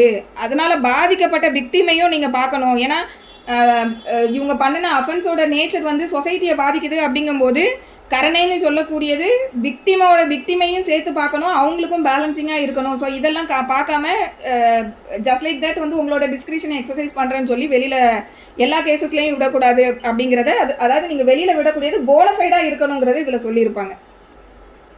ஸோ அதாவது கவர்னர் வந்து ஸ்டேட் கவர்மெண்ட் ஒரு ரெப்ரசன்டேஷன் கொடுத்து ரெக்கமெண்ட் பண்ணி தான் எடுப்பாரா, இல்லை அவரே டைரக்டா எடுப்பாரா மேடம்? இல்லை, டைரக்டா அவங்களுக்கே கேட்கலாம் மேடம். கவர்மெண்ட் ரெக்கமெண்ட் பண்ணி தான் எடுக்கணுன்றதெல்லாம் கிடையாது. நம்ம கவர்னருக்கு பெட்டிஷன் போடலாம் டைரக்டா. நீங்க வந்து ஸ்டேட் கவர்மெண்ட் கவர்னருக்கும் இந்த பவர் இருக்கு, பிரசிடென்ட்டுக்கும் இந்த பவர் இருக்கு, ரெண்டு பேருக்குமே பவர் இருக்கு. இல்ல பட் நான் யார் மூலமா போகணும்? கவர்னர் நீங்க டைரக்டாவே போகலாம். ஓகே, டைரக்டாவே போகலாம், அதெல்லாம் ஒண்ணும் இல்ல. டைரக்டா. ஆமா.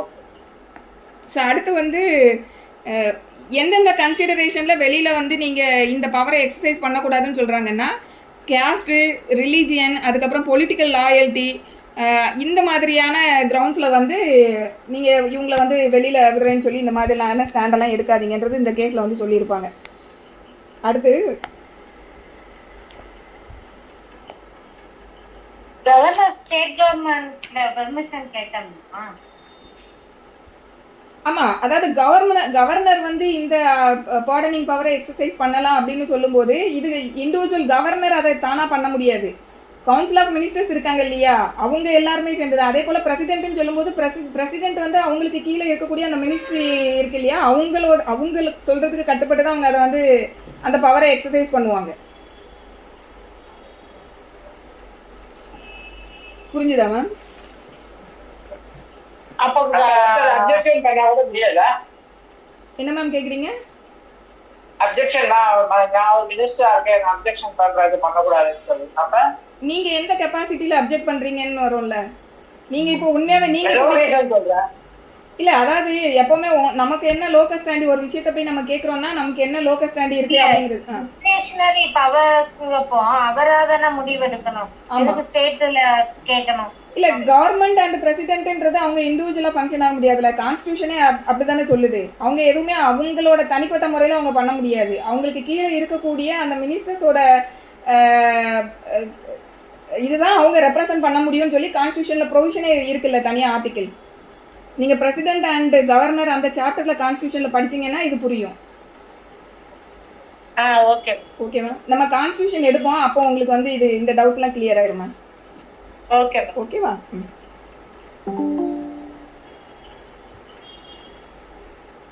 ஸோ நெக்ஸ்ட் இப்போ எது வரைக்கும் பார்த்துருக்கோம்?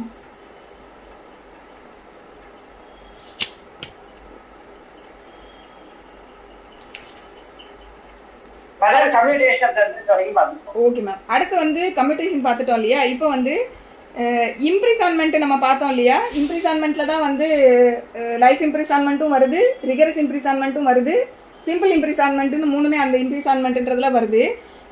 இதுல வந்து இம்ப்ரிசான்மெண்ட் லைஃப் இம்ப்ரிசான்மெண்ட் அப்படின்னு சொல்லிட்டாங்க அப்படின்னாலே அது வந்து ரிகரஸ் இம்ப்ரிசான்மெண்ட்டை தான் மீன் பண்ணும் அப்படின்னு சொன்ன ஜட்ஜ்மெண்ட் வந்து Nanavati versus state of Maharashtra.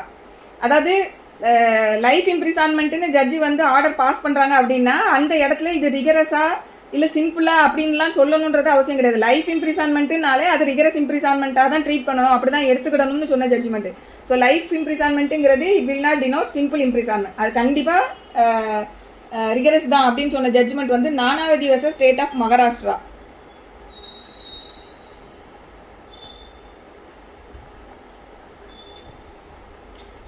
So இந்த பார்டனிங் பவர் இதெல்லாம் வந்து இந்த கவர்மெண்ட்டுக்கு வந்து கொடுக்குறாங்க இல்லையா, இது எதுக்காக அவங்களுக்கு அந்த பவர் கொடுக்குறாங்க அப்படின்னு பார்த்தோம்னா, ஏன்னா ஏற்கனவே அது வந்து பல கட்டத்தை தாண்டி வருது. அவர் ட்ரையல் கோர்ட்டில் வந்து கன்விக்ட் ஆகி அதுக்கப்புறம் அவங்களுக்கு அப்பீல் ரைட் இருக்குது, அதுக்கப்புறம் அதுக்கு மேலே அப்பீல் இருக்குது, அதுக்கப்புறம் சுப்ரீம் கோர்ட் இருக்குது. ஸோ இவ்வளோ விஷயங்கள் ஜுடிஷியலாக இவ்வளோ ஸ்டேஜஸை தாண்டி வரும்போது தான் இந்த பவரை எக்ஸசைஸ் பண்ணுறாங்கும்போது கவர்மெண்ட் வந்து இதை ரொம்ப காசியஸாக வந்து செயல்படுத்தணுன்றது தான் அந்த எப்புரு சுதாகர் கேஸில் வந்து அவங்க சொல்லியிருப்பாங்க. அதை தாண்டி இது எதுக்கு இருக்குது அப்படிங்கும்போது இந்த மாதிரி ஒரு பார்டனிங் இந்த மாதிரியான ஒரு சில பவர்ஸை வந்து கம்யூட்டேஷனுக்காக கவர்மெண்ட்டுக்கு இந்த பவர் இருக்குன்னு சொல்லும்போது இந்த ஜெயில் இன்மேட்ஸ் உள்ளே போகிறாங்க இல்லையா, கன்விக்ட் ஆகி உள்ளே போகிறாங்க இல்லையா, இந்த பர்சன் வந்து அங்கே வந்து ஒரு டிசிப்ளினாக இருப்பாங்க. ஏன்னா நம்ம நல்லபடியாக நடந்துக்கிட்டோம் அப்படின்னா கவர்மெண்ட்டுக்கு இந்த பவர் இருக்குது, நம்மளை வந்து வெளியில் வர்றதுக்கான சில வாய்ப்புகள் இருக்குது அப்படின்ற கிரவுண்டில் சில விஷயங்கள் அவங்கள வந்து டிசிப்ளினாக இருக்கிறதுக்கான விஷயங்களை இது சப்போர்ட் பண்ணுங்கிற மாதிரியான ஒரு ஒரு ஒரு ஆப்ஜெக்டும் வந்து இதுக்கு பின்னாடி இருக்கு.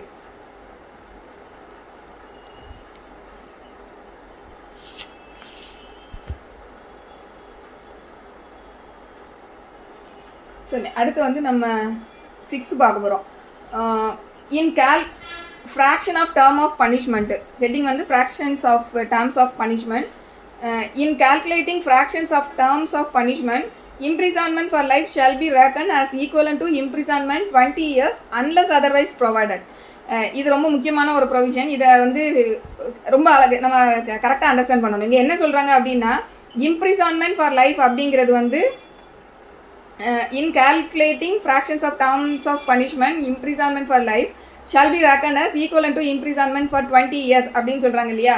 ஸோ லைஃப் இம்ப்ரிசன்மெண்ட் அப்படின்னு சொல்லக்கூடியதை நம்ம 20 ஆண்டுகளுக்கு ஈக்குவலண்ட்டாக நம்ம எடுத்துக்கிடணும் அப்படிங்கிற மாதிரி இதில் சொல்கிறாங்க. ஸோ அப்போது இது வந்து இப்போ நம்ம மேலே பார்த்தோம் இல்லையா, லைஃப் இன் ஜென்ரல் லைஃப் இம்ப்ரிசன்மெண்ட்னா அதுக்கு என்ன மீனிங்னா அன்டில் டெத் அப்படிங்கிறது தான் மீனிங்கு. இதுதான் வந்து சட்டத்தில் எங்கெல்லாம் லைஃப் இம்ப்ரிசன்மெண்ட்னு சொல்கிறாங்களோ அந்த இடத்துல எல்லாமே அதோட மீனிங் எதை கன்வே பண்ணுதுன்னா அவரோட லாஸ்ட் பிரீத் வரைக்கும் அவர் ஜெயிலில் தான் இருக்கணுங்கிறது தான் மீனிங். ஆனால் இந்த செக்ஷன் 6ல் வந்து ஈக்குவலன் டு 20 அப்படின்னு சொல்கிறத நம்ம வந்து 20 இயர்ஸ் ஆன உடனே லைஃப் இம்ப்ரிசன்மெண்ட் கொடுத்துருக்கவங்களை வந்து வெளியில் விட்டுடலாமா அப்படின்னா அப்படி கிடையாது. ஸோ இந்த இடத்துல இந்த ஈக்குவலன் டு 20 இயர்ஸ்ன்றது எதுக்காக சொல்கிறாங்கன்னா for the purpose of fraction of term of பனிஷ்மெண்ட்ன்றது தெளிவாக சொல்கிறாங்க. ஸோ இந்த டேர்ம்ஸ் ஆஃப் பனிஷ்மெண்ட்டுங்கிறது இது எந்த இடத்துல நம்ம அப்ளை பண்ணுவோம் அப்படின்னு பார்த்தோம்னா இந்த அபட்மெண்ட்டு அப்படின்னு ஒரு சாப்டர் நம்ம பின்னாடி அடுத்து பிஎன்எஸ்ல பார்க்க போகிறோம். ஸோ இந்த அபட்மெண்ட்லலாம் வரும்போது ஒரு அஃபென்ஸை வந்து யாராவது அபட் பண்ணுறாங்கன்னு வச்சுக்கிட்டோமே, அந்த அபட்டாருக்கு பனிஷ்மெண்ட் வந்து எப்படி கொடுத்துருப்பாங்கன்னா ஒரிஜினலாக அந்த அஃபென்ஸுக்கு என்ன பனிஷ்மெண்ட்டோ அந்த பனிஷ்மெண்ட்டை சில ப்ரொவிஷன்ஸில் கொடுத்துருப்பாங்க. சில பனிஷ்மெண்ட்டில் என்ன சொல்லியிருப்பாங்கன்னா ஒரிஜினலாக அந்த அஃபென்ஸுக்கு என்ன பனிஷ்மெண்ட் கொடுக்க முடியுமோ அந்த பனிஷ்மெண்ட்டில் ஹாஃப் ஆஃப் தி பனிஷ்மெண்ட் கொடுக்கலாம், இல்லை அந்த பனிஷ்மெண்ட்டில் 1/4 கொடுக்கலாம், இப்படிலாம் வந்து அங்கே சொல்லிட்டு வருவாங்க. ஸோ அந்த மாதிரி ஏதாவது ஒரு இடத்துல ஒரு அஃபென்ஸுக்கு வந்து பனிஷ்மெண்ட் வந்து லைஃப் இம்ப்ரிசன்மெண்ட் அப்படின்னு சொல்லி அந்த இடத்துல இந்த அபட்மெண்ட்டுக்கு தொடர்பு பட்டதில் ஹாஃப் ஆஃப் தி பனிஷ்மெண்ட் கொடுக்கலாம் அப்படிங்கிற நேச்சரில் எங்கேயாவது வருதுன்ற பட்சத்தில் அந்த இடத்துல அந்த ஃப்ராக்ஷன் ஆஃப் டேர்ம் ஆஃப் பனிஷ்மெண்ட்டை எப்படி எடுத்துக்கிடணும்னா 20 இயர்ஸ்ன்னு நம்ம for the purpose of calculation எடுத்துக்கிடணும். ஸோ இதை நல்லா புரிஞ்சுக்கிடணும். இது நிறைய பேர் வந்து மிஸ் அண்டர்ஸ்டாண்ட் பண்ணுவாங்க. ஸோ லைஃப் இம்ப்ரிசன்மெண்ட்டுன்றத இந்த செக்ஷன் 6 வந்து இட் இஸ் ஈக்குவல் டு 20 இயர்ஸ்னு சொல்லவே கிடையாது. Only for the calculation purpose, அதாவது எங்கெங்கெல்லாம் வந்து அஃபென்ஸ் ஒன்று சொல்லி அந்த அஃபென்ஸுக்கு வந்து லைஃப் இம்ப்ரிசன்மெண்ட் கொடுக்கலாம்னு சொல்லி அந்த அஃபென்ஸை வந்து அபட் பண்ணுறது இல்லை அட்டெம்ப்ட் பண்ணும்போது அதுக்கு வந்து ஒரு ஹாஃப் ஆஃப் தி பனிஷ்மெண்ட்டோ இல்லை ஒரு பர்டிகுலர் பீரியடுன்ற மாதிரி லா வந்து எங்கெல்லாம் சொல்லுதோ அந்த இடத்துல நம்ம இந்த 6 அப்ளை பண்ணிட்டு அப்போ லைஃப் இம்ப்ரிசன்மெண்ட்டுக்கு 20 இயர்ஸ்னு எடுத்துக்கிட்டு அப்போ அதில் ஹாஃப் ஆஃப் தி பனிஷ்மெண்ட்டுங்கும் போது 10 நம்ம கால்குலேஷனுக்கு கொண்டு வரணும். ஸோ அதுதான் வந்து இந்த செக்ஷன் 6 வந்து சொல்லுது. மேடம் 14 இயர்ஸ்னு அந்த கால்குலேஷன் எப்படி? 14 இயர்ஸ் என்னன்னா இப்போ நம்ம இங்க பார்த்தோம் இல்லையா 473 BNSS பார்த்தோம் கரெக்டா? அந்த 474 BNSSல வந்து சொல்லியிருக்காங்க ஒரு இடத்துல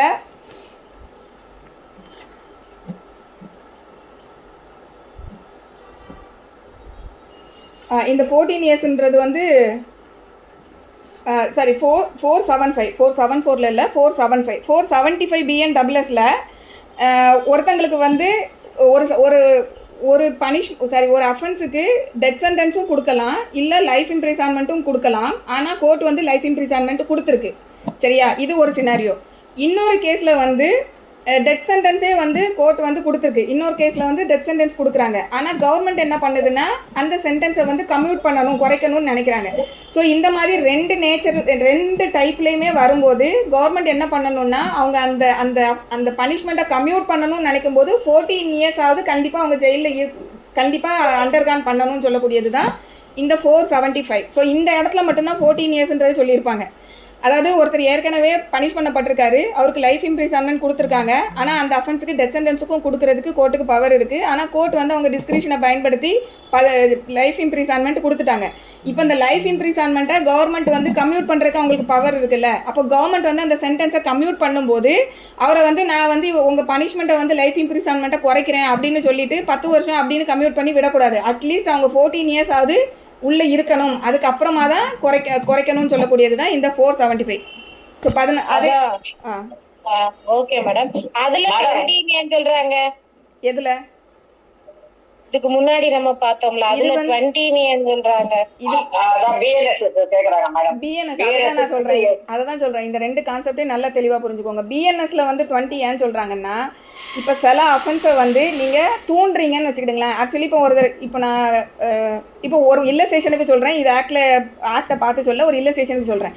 இப்போ வந்து ஒரு கொலையை வந்து ஒருத்தர் பண்ணுறாருன்னா அவங்களுக்கு மரண தண்டனை வரைக்கும் கொடுக்கலாங்கிறது நமக்கு தெரியும், கரெக்டாக?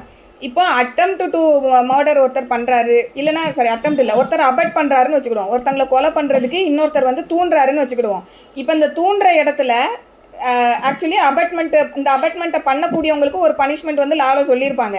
ஸோ இந்த அபட்மெண்ட்டுக்கு பனிஷ்மெண்ட் வந்து லா வந்து இவருக்கும் மரண தண்டனை கொடுக்கணும்னு சொல்லிட்டாங்கன்னா பிரச்சனை இல்லை, அபட்டாருக்கும் மரண தண்டனையே கொடுத்துருவாங்க. சப்போஸ் அந்த இடத்துல லா வந்து அபட்டாருக்கு இந்த ஆக்சுவலாக ஒரிஜினல் கமிட்டட் அஃபென்ஸ் என்ன அஃபென்ஸோ அந்த அஃபென்ஸுக்கு கொடுக்கப்பட முடிய தண்டனையில் பாதி தண்டனை கொடுக்கலாம் அப்படின்னு சொல்லியிருக்காங்கன்னு வைங்களேன். அப்போ அந்த இடத்துல நீங்கள் டெத் சென்டென்ஸை எப்படி கால்குலேட் பண்ணுவீங்க? சரி, டெத் சென்டென்ஸ் இல்லை, லைஃப் இம்ப்ரிசன்மெண்ட்டை எப்படி கால்குலேட் பண்ணுவீங்க? அவர் இன்னும் எத்தனை 14 கிடையாது, 20 இயர்ஸ். அதை தான் 6ல் சொல்கிறாங்க. ஸோ அந்த இடத்துல வந்து அவர் இன்னும் எத்தனை வருஷம் உயிரோடு இருப்பாருன்றது யாருக்கும் தெரியாது. நம்மளால அதை சொல்ல முடியாது. அவர் 10 வருஷம் இருக்காரா, 20 வருஷம் இருக்காரா, 50, நமக்கு தெரியாது. அப்போ அந்த இடத்துல அபட்டாருக்கு வந்து ஒரிஜினல் தண்டனையில் பாதி தண்டனை அபட்டாருக்கு கொடுக்கணும் அப்படின்னு சட்டம் சொல்லும்போது பாதி தண்டனை அப்படிங்கிறத லைஃப் இம்ப்ரிசன்மெண்ட்லேருந்து பாதியை வந்து நம்ம ஈக்குவல் டு 20ன்னு எடுத்துக்கிட்டு லைஃப் இம்ப்ரிசன்மெண்ட்டை 20ன்னு எடுத்துக்கிட்டு அந்த இடத்துல அதில் பாதிங்கும் போது 10 வருஷம் அவருக்கு ஜெயில் தண்டனை அந்த அபட்டாருக்கு கொடுக்கணும். புரியுதா? அந்த பர்பஸ்க்காக தான் இந்த 20 years. So only for the calculation.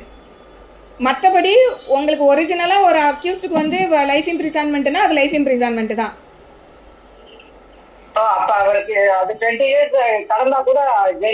கண்டிப்பா மேடம், லைஃப்னா அன்டில் டெத்ன்றது தான் அது மீனிங்.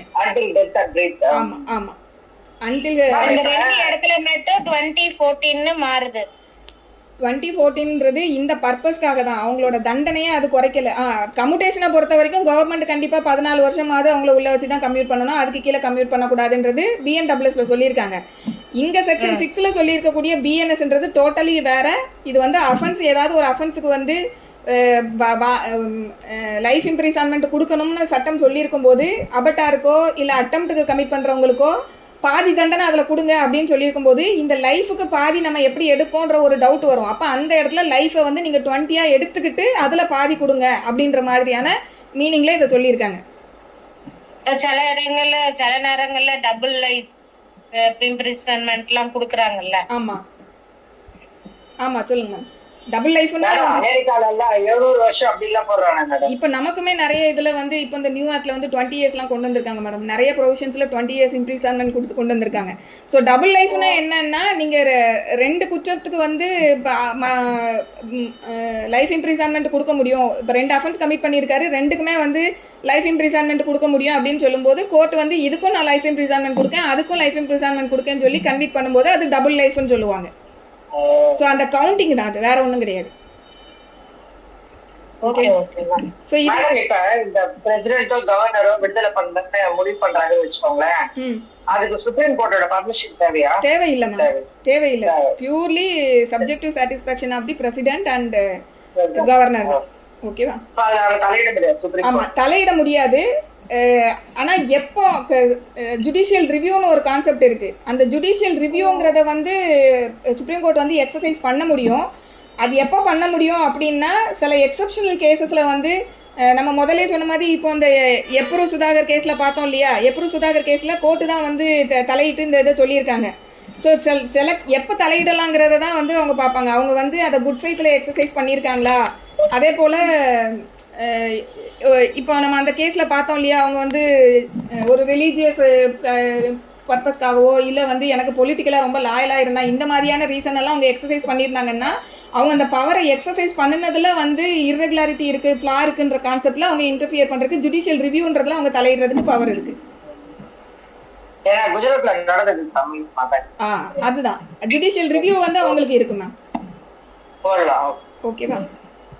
அதான் மேம், சுப்ரீம் கோர்ட்ல கேக்குற பார்டனிங்க்கு ரிவ்யூவா? பார்டனிங்கிறது சுப்ரீம் கோர்ட்டுக்கே கிடையாது மேடம். பார்டன்ற பவரை வந்து இவரு கவர்னருக்கும் இருக்கு. ஆமா, பிரசிடென்ட்டுக்கு. இவரு கவர்னரை பொறுத்த வரைக்கும் ஒரு டோட்டல் பார்டன் பண்ண முடியாது. கம்யூட்டேஷன் அந்த மாதிரியான, அதாவது டெத் சென்டென்ஸை வேற விதமா கம்யூட் பண்ணலாம், ரெமிட் பண்ணலாம், ரெப்ரைவ் பண்ணலாம், அதெல்லாம் வந்து அவர் பண்ணலாம். பிரசிடென்ட்டுக்கு எல்லாம் சின்ன சின்ன அஃபென்ஸ்க்கு பார்டனிங்னு கேக்குற மாதிரி சுப்ரீம் கோர்ட்ல இல்லையா? நீங்க கேட்கக்கூடிய பார்டனிங் என்னன்னா, நான் ஃபர்ஸ்ட் டைம் அஃபெண்டர் என்ன மன்னிச்சு விட்டுருங்கன்னு கேக்குறது. ஆமா ஆமா correct. First time offender. Supreme கோர்ட்ல வந்துட்டு டைரக்டா ஒரிஜினல் ஜூரிஸ்டிக்ஷன் வராதுல மேடம், அவங்க அப்பலேட் ஜூரிஸ்டிக்ஷன்ல தானே வருவாங்க. அவங்க கிட்ட போயிட்டு ட்ரையல் எப்படி நடத்த முடியும்? ஸோ அது வந்து ட்ரையல் கோர்ட்ல தானே கேட்க முடியும். நான் ஃபர்ஸ்ட் டைம் அஃபெண்டர் தெரியாம பண்ணிட்டேன், நான் மன்னிச்சிருங்க, நான் ஜுவனைல். ஸோ அந்த மாதிரிலாம் கேட்கக்கூடியது. அந்த பார்டன் வந்து இதுக்கிட்ட ஈக்குவலான அந்த விஷயம் கிடையாது. ஸோ அது வந்து நம்ம ட்ரையல் கோர்ட்டில் வந்து கேட்பாங்க, இந்த மாதிரி ஒரு சூழ்நிலையில் நான் பண்ணிட்டேன், ஸோ என்னை வந்து மன்னிச்சு விட்ருங்க அப்படின்னு சொல்லி கேட்குறது. ஸோ அது வந்து சுப்ரீம் கோர்ட்டில் வந்து அவங்க வந்து ட்ரையல் கோர்ட்டாக வரமாட்டாங்க. ஸோ அதனால் இந்த கான்செப்ட் வந்து அவங்களுக்கு வராது. ஏன்னா அவங்க வந்து அப்பலேட் கோர்ட்டாக தான் இருப்பாங்க.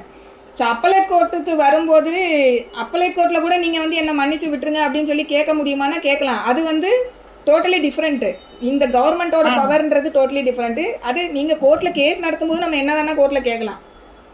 அது அது அது வந்து டோட்டலா டிஃபரெண்ட். இது வந்து எக்ஸ்க்ளூசிவா கவர்மெண்ட்க்கு உள்ள பவர், ஓகே, ப்ரிராகேட்டிவ் பவர்னு சொல்லிட்டு எக்ஸ்க்ளூசிவா இவங்களுக்கு கொடுக்கப்பட்ட சிறப்பு அதிகாரம் இது, கவர்னருக்கும் பிரசிடென்ட்டுக்கும். ஓகே ஓகேவாங்க. ஸோ இந்த பவர் எப்போ வருதுன்னு பார்த்தீங்கன்னா, ஜுடிஷியலாக அவங்களுக்கு இருக்கக்கூடிய எல்லா அவென்யூவும் எல்லா கோர்ட்டையும் முடிச்சதுக்கப்புறம் அவங்க வேற வழியே இல்லாமல் வரக்கூடிய ரெமடி தான் இந்த லாஸ்ட் அவென்யூவாக இருக்கக்கூடியது, கவர்னர்கிட்டையும் பிரசிடென்ட் கிட்டையும் வர்றது. தூக்கு தண்டனை தான் மேடம். ஆமா மேடம், ஆமா, நிறைய தூக்கு தண்டனை இதுல தான் வருவாங்க. ஆமா, நளினி கொலை வழக்குல கூட இப்ப கடைசில ஆமா, அவங்களுக்கு வந்து அவங்க பிரெக்னெண்டா இருக்காங்கன்னு சொல்லி தான் அவங்களோட தண்டனையை வந்து கம்மியூட் பண்ணியிருப்பாங்க நளினிக்கு. சரி, நம்ம இப்போ 6 வரைக்கும் முடிச்சிட்டோம் இல்லையா. 7 என்ன அப்படின்னா, sentence may be in certain cases of imprisonment wholly or partly rigorous or simple. In every case in which an offender is punishable with imprisonment, which may be of either description, it shall be competent to the court which sentences such offender to direct in the sentence that such imprisonment shall be wholly rigorous, or that such imprisonment shall be wholly simple, or that any part of such imprisonment shall be rigorous and the rest simple. இது ஒன்றுமே இல்லை, ரொம்ப easy தான். அதாவது நம்ம முதல்ல பார்த்தோம், இம்ப்ரிசன்மெண்ட்டுங்கிறது either ரிகரஸாக இருக்கலாம் இல்லை சிம்பிளாக இருக்கலாம்னு மேலே பார்த்தோம் இல்லையா. ஸோ இந்த மாதிரி ஒரு கோர்ட் வந்து ஒரு அஃபெண்டருக்கு வந்து கன்விக்ஷன் கொடுக்கும்போது முழு இம்ப்ரிசன்மெண்ட் பீரியடுமே வந்து ரிகரஸாக தான் இருக்கணும் அப்படின்னும் அவங்க ஆர்டர் போடலாம்.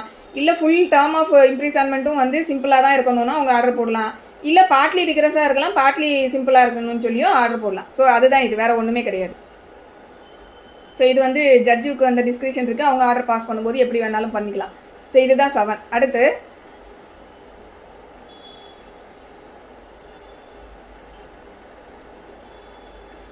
செக்ஷன் 8 ஃபைன் பற்றி சொல்கிறாங்க. இதுவும் ரொம்ப முக்கியமான இந்த ஃபைன் ஏரியா ரொம்ப முக்கியமான ஒரு ஏரியா. செக்ஷன் 8 வந்து amount of fine, liability in default of payment of fine etcetera. Where no sum is expressed to which a fine may extend, the amount of fine to which the offender is liable is unlimited but shall not be excessive னு சொல்றாங்க. So first என்ன சொல்றாங்கன்னா, வேர் know some is expressed, அதாவது சட்டத்தில் எங்கேயுமே வந்து fine இவ்வளோ amount தான் அப்படின்னு ஃபைன் அமௌண்ட்டை வந்து லா குவான்டிஃபை பண்ணி கொடுக்கல அப்படின்ற இடத்துல ஃபைன் வந்து எது வரைக்கும் எக்ஸ்டெண்ட் ஆகலாம் அப்படின்னு பார்த்தோம்னா அன்லிமிட்டடாக இருக்கும் அப்படிங்கிறத சொல்கிறாங்க. ஸோ அன்லிமிட்டட்னா எவ்வளோ வேணுனாலும் ஜஸ்டிஸ் வந்து இம்போஸ் பண்ணலாம், பட் ஷால் நாட் எக்ஸசிவ் அப்படிங்காங்க. அதுக்காக அது வந்து ரொம்ப எக்ஸசிவாக எக்ஸார்பிடண்ட்டாகவும் இருக்கக்கூடாது அப்படிங்கிறது ஃபஸ்ட்டு. ஸோ ஃபைனை பொறுத்த வரைக்கும் எங்கெல்லாம் லா வந்து ஒரு சம் வந்து ப்ரெஸ்கிரைப் பண்ணி கொடுக்கலையோ அந்த இடத்துலலாம் ஜட்ஜஸ் வந்து டிஸ்கிரிஷன் இருக்குது. என்ன அப்படின்னா, அன்லிமிட்டடாக வந்து உங்கள் ஃபைன் வந்து இம்போஸ் பண்ணலாம், பட் அந்த கேஸோட சர்க்கம்ஸ்டான்சஸ் இதெல்லாம் பார்க்கும்போது இது என்ன ரொம்ப எக்ஸார்பிடண்ட்டாக இருக்குது அந்த மாதிரி இருக்கக்கூடாது. அதை தான் வந்து ஷால் நாட் எக்ஸசிவ் அப்படின்றத சொல்கிறாங்க. ஸோ அடுத்து subclass 2ல in every case of an offense punishable with imprisonment as well as fine, in which the offender is sentenced to a fine whether with or without imprisonment. அடுத்து வந்து punishable with imprisonment or fine or with fine only, in which the offender is sentenced to a fine, it shall be competent to the court which sentence such offender to direct by the sentence that in default of payment of the fine, the offender shall suffer imprisonment for a certain term, in which the imprisonment shall be in excess of any other imprisonment to which he may have been sentenced or to which he may be liable under a commutation of sentence. So இது என்ன அப்படின்னு பார்த்தோன்னா, இப்போ வந்து ஒரு offence, அந்த அஃபென்ஸுக்கு வந்து punishment எப்படி இருக்குது அப்படின்னு பார்த்தோன்னா, இம்ப்ரிசான்மெண்ட்டு அதோட சேர்த்து ஃபைனும் கொடுக்கலாம் அப்படின்னு. ஏன்னா நம்ம பின்னாடி நம்ம அஃபென்ஸ் பார்க்கும்போது பனிஷ்மெண்ட்டை பார்க்கும்போது இப்படி சொல்லிட்டு வருவாங்க, பனிஷ்மெண்ட் வந்து 3 வருஷம் ஜெயில் தண்டனை அலாங் வித் ஃபைன் அப்படின்னு சொல்லுவாங்க, அதோட சேர்த்து ஃபைனும் இம்போஸ் பண்ணலாம் அப்படின்னு சொல்லியிருப்பாங்க. ஸோ அதுதான் இந்த ஃபைனை எந்த கட்டணம் கவர்மெண்ட் கொடுக்கணுமா இல்ல இந்த பாதிக்கப்பட்டவங்க மேடம்? அது வந்து ஜட்ஜ்மெண்ட்லேயே சொல்லுவாங்க மேடம். ஃபைன் வந்து மோஸ்ட்லி யாருக்குன்னா காம்பன்சேஷன், இந்த ஃபைன் அமௌண்ட்டை எடுத்து விக்டிம்க்கு காம்பன்சேஷன் கொடுக்க சொல்லி கோர்ட் ஆர்டர் பாஸ் பண்ணுவாங்க. சில கேசஸில் வந்து கவர்மெண்ட்டுக்கும் வந்து கொடுக்க சொல்லியும் கொடுக்கலாம். ஸோ அது அந்த கேஸோட நேச்சரை பொறுத்தது மேம். மோஸ்ட்லி இல்ல ஃபைனுங்கிறது மோஸ்ட்லி எங்க போகும் பாத்தீங்கன்னா விக்டிம்க்கு தான். இந்த ஃபைன் அமௌண்ட்ல இருந்து விக்டிம்க்கு ஒரு பாட்டு கொடுக்க சொல்லுவாங்க. சில கேசஸ்ல வந்து ஃபைனுன்றது ஃபைனும் ஒரு ஃபார்ம் பார்ட் ஆஃப் பனிஷ்மெண்டா இல்லாத கேசஸ்ல டைரக்டாவே ஒரு அமௌண்ட்டை காம்பன்சேஷனா விக்டிம்க்கு கொடுங்கன்னு சொல்லுவாங்க. ஸோ மோஸ்ட்லி வந்து fine majority of the amount யாருக்கு போகணும், விக்டிம்க்கு தான் நான் போகும். ஸோ இங்க ஃபர்ஸ்ட் என்ன சொல்றாங்க அப்படின்னா, in every case of an offence punishable with the imprisonment as well as fine in which the offender is sentenced to a fine whether with or without imprisonment. So இங்கே வந்து ஒரு அஃபென்ஸுக்கு வந்து punishment எப்படி இருக்குது அப்படின்னு பார்த்தோன்னா, இம்ப்ரிசன்மெண்ட்டும் அந்த அஃபென்ஸுக்கு ஒரு பனிஷ்மெண்ட்டாக இருக்குது, அதோட சேர்த்து ஃபைனும் ஒரு பனிஷ்மெண்ட்டாக கொடுத்துருக்காங்க. ஸோ இந்த மாதிரியான கேசஸில் என்ன பண்ணணும் அப்படின்னா, ஸோ இதில் வந்து இப்போ ஜட்ஜு வந்து பனிஷ்மெண்ட்டை இம்போஸ் பண்ணியிருக்காரு. அதை வந்து இம்ப்ரிசான்மெண்ட்டோட சேர்த்து அந்த ஃபைனை கொடுத்துருந்தாலும் சரி, இல்லை இம்ப்ரிசான்மெண்ட் இல்லாமல் ஃபைன் மட்டும் இம்போஸ் பண்ணியிருந்தாலும் சரி, இது ஒரு பாட்டு. அடுத்த பாட்டில் என்ன சொல்கிறாங்கன்னா, punishable with imprisonment or fine or with fine only in which the offender is sentence to a fine. So இது இன்னொரு சில நேச்சர் ஆஃப் சில அஃபென்சஸில் வந்து எப்படி சொல்லியிருப்பாங்க அப்படின்னா, இம்ப்ரிசான்மெண்ட்டும் கொடுக்கலாம், இல்லை ஃபைன் கொடுக்கலாம், இல்லைனா ரெண்டும் சேர்த்து கொடுக்கலாம், இந்த மாதிரி பிரித்து கொடுத்துருப்பாங்க. ஸோ இந்த மாதிரி அந்த அஃபென்ஸுக்கு வந்து பனிஷபிள் வித் இம்ப்ரிசான்மெண்ட்டு, இல்லைனா ஃபைன் ஒன்லி அப்படின்ற நேச்சரில் இருக்கக்கூடியது. ஸோ இந்த 2 டைப்பில் எப்படி வந்தாலும் சரி, கோர்ட் வந்து ஃபைனை இம்போஸ் பண்ணும்போது அந்த ஃபைனை வந்து அந்த அக்யூஸ்ட் வந்து பே பண்ணலை அப்படின்னா அதுக்கு வந்து ஒரு டிஃபால்ட்டாக ஒரு சென்டென்ஸ், டிஃபால்ட்டாக இந்த ஃபைனை கட்டாததுக்காகவே ஃபர்தராக ஒரு பீரியட் நீ ஜெயில் தண்டனை அனுபவிக்கணும் அப்படின்னு சொல்லிட்டு அவங்க வந்து ஒரு பனிஷ்மெண்ட் வந்து டிஃபால்ட் சென்டென்ஸ் அப்படிங்கிறத வந்து கொடுக்கணும். அந்த டிஃபால்ட் சென்டென்ஸ் வந்து எப்படி இருக்கணும் அப்படின்னா, ஆக்சுவலாக வந்து அதை தான் லா சொல்கிறாங்க, in which imprisonment shall be in excess of any other imprisonment to which he may have been sentenced or to which he may liable under the commutation of sentence. So ஒரிஜினலாக அவர் commit பண்ணின அஃபென்ஸுக்கு வந்து ஒரு இம்ப்ரிசான்மெண்ட் இருக்கு இல்லையா, அந்த இம்ப்ரிசான்மெண்ட்டுக்கு அடிஷ்னலாக வந்து எக்ஸஸாக இன் அடிஷனாக இந்த டிஃபால்ட் சென்டென்ஸ் வந்து செயல்படும் அப்படின்னு சொல்லக்கூடியது தான் இந்த பாட்டு. ஸோ அதாவது அஃபென்ஸ் இருக்குது, அந்த அஃபென்ஸில் வந்து இந்த மேலே சொல்லியிருக்க ஏஎன்பிக்கு கீழே வரக்கூடிய 2 நேச்சரில் எந்த மாதிரியான பனிஷ்மெண்ட் உள்ள ஒரு அஃபென்ஸாக இருந்தாலும் சரி, அதில் வந்து ஃபைனை வந்து ஒரு பனிஷ்மெண்ட்டாக கோர்ட் இம்போஸ் பண்ணுறாங்க அப்படின்ற பட்சத்தில் அந்த கோர்ட் வந்து என்ன பண்ணணும் அப்படின்னா, அந்த ஃபைனை அவங்க கட்டாத பட்சத்தில் அதுக்கு அவங்க டிஃபால்ட் பேமெண்ட் ஆஃப் ஃபைனுன்னு சொல்லி ஒரு பீரியடை வந்து சொல்லணும். அந்த டிஃபால்ட் பீரியட் ஆஃப் ஃபைன் சொல்லக்கூடியது வந்து in addition to the main அஃபென்ஸுக்கு ஏதாவது ஒரு இம்ப்ரிசான்மெண்ட் கொடுத்துருக்காங்கன்னா அந்த இம்ப்ரிசான்மெண்ட் பீரியடோட அடிஷ்னலாக இன் எக்ஸஸாக வந்து அது செயல்படும் சொல்லக்கூடியது தான் இதில் சொல்லியிருக்காங்க. So it shall be competent to the court which sentences such offender to direct by the sentence that in default of payment of the fine the offender shall suffer imprisonment for a certain term in which imprisonment shall be in excess of any other imprisonment to which he may or have been sentenced or to which he may be liable under the commutation of sentence. இந்த commutation of sentence ஏன் இங்க சொல்றாங்க அப்படின்னா, first பார்ட்ல வந்து ஒரிஜினலாக court என்ன punishment கொடுத்துருக்காங்களோ அந்த பனிஷ்மெண்ட்டுக்கு வந்து அடிஷ்னலாக அந்த ஃபைன் வந்து செயல்படும்ன்றதை பார்த்துட்டோம். சப்போஸ் கவர்மெண்ட் இப்போ இடையில வந்து அவரோட பனிஷ்மெண்ட்டை வந்து கம்யூட் பண்ணுதுன்னு வச்சுக்கிடுவோம், கோர்ட் வந்து அவங்களுக்கு கொடுத்த சென்டென்ஸ் வந்து 10 வருஷம், ஆனால் கவர்மெண்ட் வந்து இப்போ கம்யூட்டேஷனில் வந்துட்டு 5 இயர்ஸாக கம்மி பண்ணிடுது அப்படின்ற பட்சத்தில் இந்த 5 இயர்ஸ்க்கு அடிஷ்னலாக அந்த டிஃபால்ட் இம்ப்ரிசான்மெண்ட் வந்து இருக்கும், 10 இயர்ஸ்க்கு அடிஷ்னலாக இருக்காது. கவர்மெண்ட் கம்யூட் பண்ணால் 5 இயர்ஸ்க்கு அடிஷ்னலாக இருக்கும். அதனால தான் அந்த கம்யூட்டேஷன் ஆஃப் சென்டென்ஸ்ன்றதையும் கீழே சொல்லியிருக்காங்க. ஸோ இது புரிஞ்சிருக்கும்னு நினைக்கிறேன், இல்லைனா இல்லை டவுட் இருந்துன்னா கேளுங்க. அடுத்து subclass 3ல the term for which the court directs the offender to be imprisoned in default of payment of a fine shall not exceed 1/4 of the term of imprisonment, which is the maximum fixed for the offence if the offence be punishable with imprisonment as well as fine. இப்போ வந்து ஒரு offence இருக்குது, அந்த அஃபென்ஸுக்கு வந்து இம்ப்ரிசான்மெண்ட்டும் அதோட சேர்த்து ஃபைனும் கொடுக்கலாங்கிற மாதிரி அதுக்கு பனிஷ்மெண்ட் இருக்குன்ற பட்சத்தில் இப்போ இந்த நேச்சர் ஆஃப் அஃபென்ஸில் கோர்ட் என்ன பண்ணுறாங்க அப்படின்னா ஃபைன் வந்து இம்போஸ் பண்ணுறாங்கன்ற பட்சத்தில் இப்போ நம்ம மேலே பார்த்தாலே அடிஷ்னலாக செயல்படும் அந்த டிஃபால்ட் சென்டென்ஸ்ன்றது அடிஷ்னலாக செயல்படும் சொல்கிறாங்க. அப்போ இந்த டிஃபால்ட் சென்டென்ஸ் வந்து மேக்ஸிமம் பீரியட் எவ்வளோ பீரியட் இருக்கலாங்கிறத தான் இதில் சொல்கிறாங்க. எவ்வளோ பீரியட் இருக்கலாம்னு சொல்கிறாங்கன்னா ஒரு குற்றத்துக்கு வந்து இம்ப்ரிசான்மெண்ட்டும் ஃபைனும் கொடுத்து ஒரு பனிஷ்மெண்ட் கொடுக்க முடியுன்ற நேச்சரில் ஒரு குற்றமாக இருக்கும்போது அந்த குற்றத்துக்கு வந்து மேக்ஸிமம் பீரியட் வந்து இந்த ஃபைன் கட்டலைன்னா அதற்கான தண்டனை எவ்வளோ பீரியட் போக முடியும் அப்படின்னா 1/4 of the term of imprisonment which is the maximum fixed for the offence. இப்போ ஒரு குற்றம் இருக்குது, அந்த குற்றத்துக்கு வந்து 10 வருஷம் வரைக்கும் வந்து இம்ப்ரிசான்மெண்ட் கோர்ட்டுக்கு கொடுக்க முடியும் அப்படின்னு சொல்லும்போது இப்போ கோர்ட் வந்து அதில் வந்து ஃபைனும் இம்போஸ் பண்ணுறாங்க, அந்த அஃபெண்டருக்கு வந்து ஃபைனும் வந்து இம்போஸ் பண்ணியிருக்காங்கங்கும்போது அந்த ஆர்டர்லேயே சேர்த்து ஜட்ஜி சொல்லணும் இந்த ஃபைனை வந்து கட்டாத பட்சத்தில் நீங்கள் ஃபர்தர் பீரியடுக்கு வந்து டிடென்ஷன் போகணும் அப்படின்னு சொல்லிட்டு. இந்த ஃபர்தர் பீரியட் ஆஃப் டிடென்ஷன் வந்து எவ்வளோ காலத்துக்கு இருக்கலாம்னா மேக்ஸிமம் 10 வருஷம் இல்லையா அந்த அஃபென்ஸுக்கு, அந்த 10 வருஷத்தில் 1/4 வரைக்கும் இந்த டிஃபால்ட் இம்ப்ரிசான்மெண்ட் வந்து கோர்ட்டு கொடுக்கலாம். இதை தான் வந்து இந்த சப்கிளாஸ் 3ல வந்து சொல்கிறாங்க. ஸோ 1/4 அப்படிங்கும்போது 2.5 வருஷம் ஃபைனை கட்டாததுக்கு அடிஷ்னலாக. அப்போ ஒரிஜினலாக கோர்ட்டு 10 வருஷம் பனிஷ்மெண்ட் கொடுத்துருக்குன்னா அதோட சேர்த்து அடிஷ்னலாக இன்னொரு 2.5 வருஷம் இவர் ஃபைனை கட்டலைன்னா இருக்கணும். இப்போ சப்போஸ் வந்து 10 வருஷம் பனிஷ்மெண்ட் கொடுக்க முடியும் அந்த அஃபென்ஸுக்கு, ஆனால் கோர்ட் வந்து 5 வருஷம் பனிஷ்மெண்ட் ப்ளஸ் ஃபைன் கொடுத்துருக்காங்கன்னு வச்சுக்கிடுவோமே. அப்போ இந்த 5 வருஷம் ப்ளஸ் இவர் ஃபைனை கட்டலைன்னா 2.5 வருஷம்.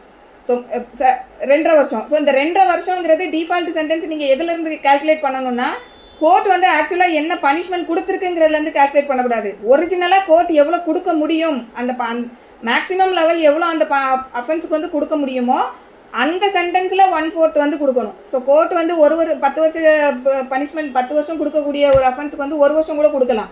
அதுக்காக அந்த 1 வருஷத்தில் 1/4 கிடையாது. மேக்ஸிமம் அந்த அஃபென்ஸுக்கு வந்து 10 இயர்ஸ் வரைக்கும் கோர்ட்டு கொடுக்க முடியும்னா அதில் 1/4. இதுதான் வந்து இந்த சப்கிளாஸ் 3ல வந்து சொல்கிறாங்க. So payment of fine shall not exceed 1/4 of the term imprisonment which is the maximum fixed for the offence. So அந்த offenceக்கு maximum fixed imprisonment என்னவோ அதில் 1/4. If the offence be punishable with imprisonment as well as fine. So இது புரிஞ்சிருக்கும்னு நினைக்கிறேன். இது வந்து subclass 3. Then subclass 4ல the imprisonment which the court imposes in default of payment of a fine or in default of community service may be of any description to which the offender might have been sentenced for the offence. So இங்கே இதில் என்ன சொல்கிறாங்க அப்படின்னா the imprisonment which the court imposes in default of payment of a fine or in default of community service may be of any description. So any descriptionன்றது இங்கே இந்த any descriptionன்ற word எதை நமக்கு convey பண்ணுதுன்னா நம்ம முதல்ல வந்து இம்ப்ரிசான்மெண்ட் வந்து 2 டிஸ்கிரிப்ஷனாக இருக்கலாம்னு நம்ம பனிஷ்மெண்ட்டில் செக்ஷன் 4ல் பார்த்துருப்போம். டிஸ்கிரிப்ஷன் என்ன சொல்லியிருப்பாங்க, எய்தர் சிம்பிள் ஆர் ரிகரஸ் அப்படின்றது நம்ம பார்த்துருப்போம் இல்லையா. ஸோ அதை தான் இங்கே சொல்கிறாங்க. ஸோ வந்து the imprisonment which the court imposes in default of payment of fine or in default of community service may be of any description to which the offender might have been sentenced for the offence. So வந்து இந்த fine வந்து default payment வந்து impose பண்ணும்போது அது அந்த default இம்ப்ரிசான்மெண்ட்டுன்றது ரிகரஸாகவும் இருக்கலாம் இல்லை simple இம்ப்ரிசான்மெண்ட்டாகவும் இருக்கலாம் அப்படிங்கிறது இந்த சப்கிளாஸ் 4ல் சொல்கிறாங்க. ஸோ அதுக்கு அடுத்தப்போ என்ன சொல்கிறாங்க அப்படின்னா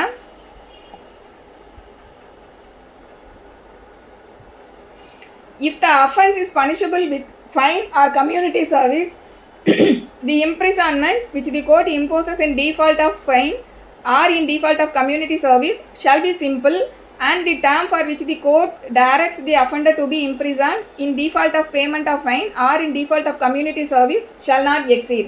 ஸோ இந்த 4க்கும் 5க்கும் என்ன டிஃப்ரென்ஸ் அப்படின்னு பார்த்தோம்னா 4ல் வந்து டிஃபால்ட் சென்டென்ஸை பொறுத்த வரைக்கும் இம்ப்ரிசான்மெண்ட்டில் உள்ள 2 டிஸ்கிரிப்ஷனில் எந்த டிஸ்கிரிப்ஷனாலும் இருக்கலாம், எய்தர் ரிகரஸ் ஆர் சிம்பிள்ங்காங்க.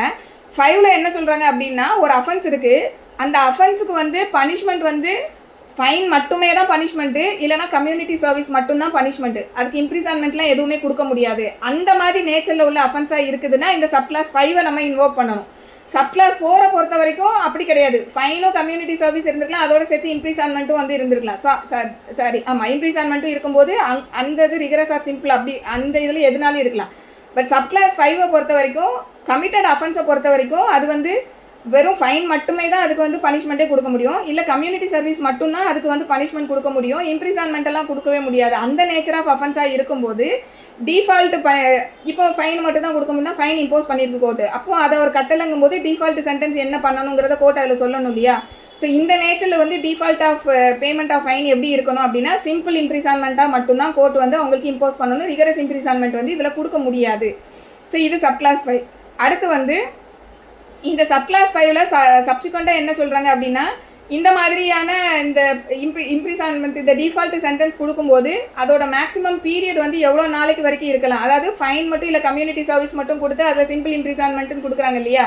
ஸோ இதில் வந்து மேக்ஸிமம் பனிஷ்மெண்ட் வந்து இவங்க ஃபைனை கட்டலைன்னா எவ்வளோ நாள் வரைக்கும் கொடுக்கலாங்கிறது இதில் சொல்கிறாங்க. என்ன சொல்கிறாங்கன்னா 2 months when the amount of fine does not exceed 500 rupees. So fine மட்டும்தான் வந்து இம்போஸ் பண்ண முடியும், ஃபைனை வந்து கோர்ட்டு வந்து பனிஷ்மெண்ட்டாக இம்போஸ் பண்ணியிருக்காங்க. அந்த ஃபைன் அமௌண்ட் வந்து 5000 rupeesக்கு வந்து எக்ஸீட் ஆகாத ஒரு அமௌண்ட்டாக தான் இருக்குது அப்படின்னா அந்த இடத்துல டிஃபால்ட் சென்டென்ஸ் கோர்ட் எவ்வளோ கொடுக்க முடியும்னா 2 months தான் கொடுக்க முடியும். அடுத்து 4 months when the amount of fine does not exceed 10,000 rupees. So punishment வந்து 10,000 rupees வரைக்கும் அவருக்கு வந்து ஃபைன் இம்போஸ் பண்ணியிருக்காங்க போது அதை அவர் வந்து கட்டலைன்ற பட்சத்தில் 4 months வரைக்கும் டிஃபால்ட் சென்டென்ஸ் வந்து கொடுக்க முடியும். அதுக்கப்புறம் 1 year in any other cases. So more than 10,000 போகக்கூடியதுலலாம் வந்து 1 year வரைக்கும் டிஃபால்ட் சென்டென்ஸ் வந்து கொடுக்க முடியும் அப்படின்னு சொல்லக்கூடியது தான் இந்த சப்கிளாஸ் 5. அடுத்து 6. The imprisonment which is imposed in default of payment of a fine shall terminate whenever that fine is either paid or levied by process of law. ஆமாம், இது காமன் சென்ஸ் தானே. அதாவது ஒரு ஃபைன் இம்போஸ் பண்ணியிருக்காங்க, அந்த ஃபைனை வந்து அவர் கட்டிட்டாரு அப்படின்ற பட்சத்தில் அவராக கட்டினாலும் சரி இல்லை ப்ராசஸ் ஆஃப் லா வந்து அவங்க ரெக்கவர் பண்ணிட்டாங்கனாலும் சரி, ஸோ எப்படினாலும் சரி இந்த ஃபைன் அமௌண்ட்டை வந்து பெய்டு ஆர் ரெக்கவர்டு அப்படின்ற பட்சத்தில் அந்த டிஃபால்ட் பனிஷ்மெண்ட்டுன்றது இம்மீடியட்டாக டெர்மினேட் ஆகிடும் அப்படின்னு சொல்லக்கூடியது இந்த சப்கிளாஸ் 6. தென் இதுலேயே வந்து 2 பார்ட்டாக பிரிச்சிருக்காங்க சப்கிளாஸ் 6 வந்து A and Bன்னு. ஸோ பியில் என்ன சொல்கிறாங்க அப்படின்னா ஏல என்ன சொல்லிட்டாங்கன்னா ஃபைனை கட்டிட்டாங்கன்னா இமீடியட்டாக அது டெர்மினேட் ஆகிடும். பியில் என்ன சொல்கிறாங்க அப்படின்னா if before the expiration of the term of imprisonment fixed in default of payment such a portion of the fine be paid or levied that the term of imprisonment suffered in default of payment is not less than proportional to the part of the fine still unpaid, the imprisonment shall terminate அப்படின்னு சொல்கிறாங்க. So இது என்னன்னா proportionate concept. இப்போ உதாரணத்துக்கு இப்போ நம்ம மேலே பார்த்தோம், அதாவது இப்போ 1 வருஷம் ஜெயில் 1 வருஷம் வந்து அவருக்கு டிஃபால்ட் சென்டென்ஸ்ன்றது ஒன்று கொடுத்துருக்காங்க அப்படின்னு வச்சுக்கிடுவோமே. 1 வருஷம் எதுக்கு கொடுத்துருக்காங்க அப்படின்னா 10,000 அவர் அமௌண்ட் வந்து ஃபைன் கட்டணும். அதை கட்டலை அப்படின்ற பட்சத்தில் 1 year அவருக்கு இம்ப்ரிசான்மெண்ட் அப்படின்ற மாதிரி இப்போ ஒரு ஃபைன் வந்து ஒரு டிஃபால்ட் சென்டென்ஸ் இருக்குது அப்படிங்கும்போது இவர் இந்த 1 yearல இருக்கும்போது இதை ப்ரொபோர்ஷனேட்டாக பிரிக்கணும். இப்போ இந்த 1 yearன்றது 10,000க்கு நம்ம எப்படி பிரிக்க முடியும்?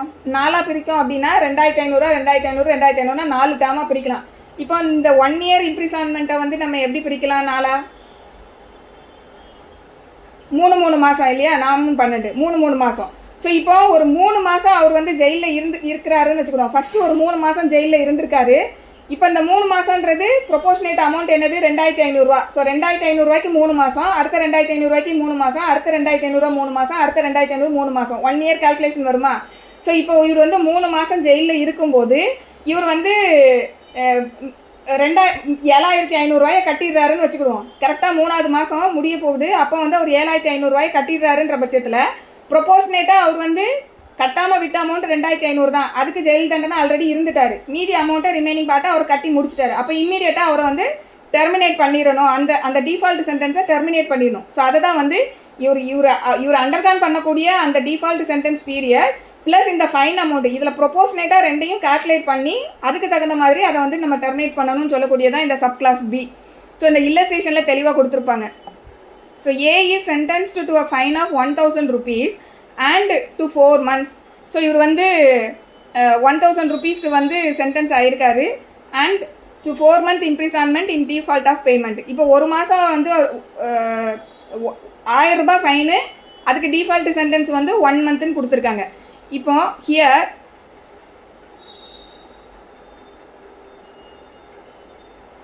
1000 rupees and 4 months. Correct. Here, if 750 rupees of the fine be paid or levied before the expiration of 1 month of the imprisonment. இப்போ இவருக்கு மொத்தத்தில் வந்து ஃபைன் அமௌண்ட் வந்து 1000 rupees, சாரி ஆமாம் 1000 rupees இல்லையா? இம்ப்ரிசன்மெண்ட் வந்து எவ்வளோ கொடுத்துருக்காங்க? 4 months, madam. Okay. A is okay. Correct. A is sentenced to fine of 1000 rupees and to 4 months. இப்போ imprisonment if default. Here, if 750 rupees of the fine be paid or levied before the expiration of 1 month of imprisonment. இப்போ 750 ரூபாயை வந்து இவர் என்ன பண்ணுறாருன்னா ஒரு மாதம் முடிகிறதுக்கு முன்னாடியே இவர் வந்து 750 ரூபாயை வந்து கட்டிடுறாரு. கரெக்டாக? அவருக்கு மொத்தம் வந்து 4 மாதம். 750 ரூபாய் எப்போ கட்டுறாருன்னா ஒரு மாதம் முடிகிறதுக்குள்ளேயே 750 rupees வந்து பே பண்ணிடுறாரு.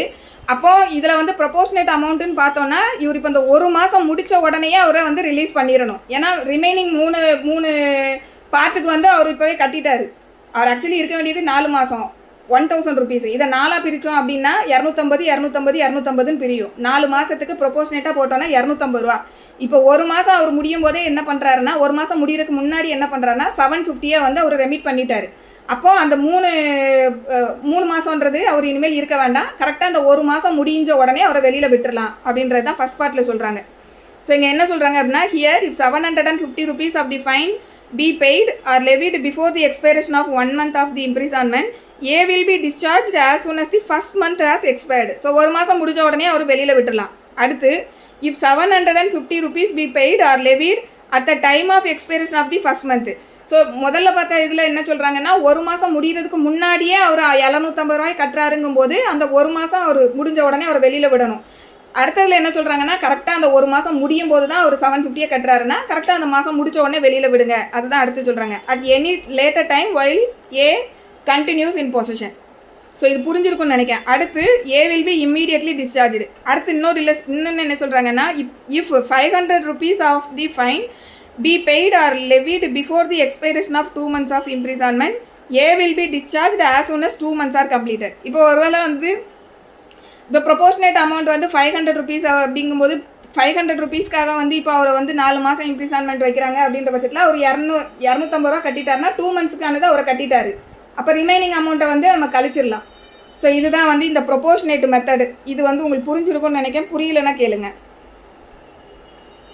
புரியுதுல ப்ரொபோர்ஷனேட் எப்படி எடுக்காங்கன்னு?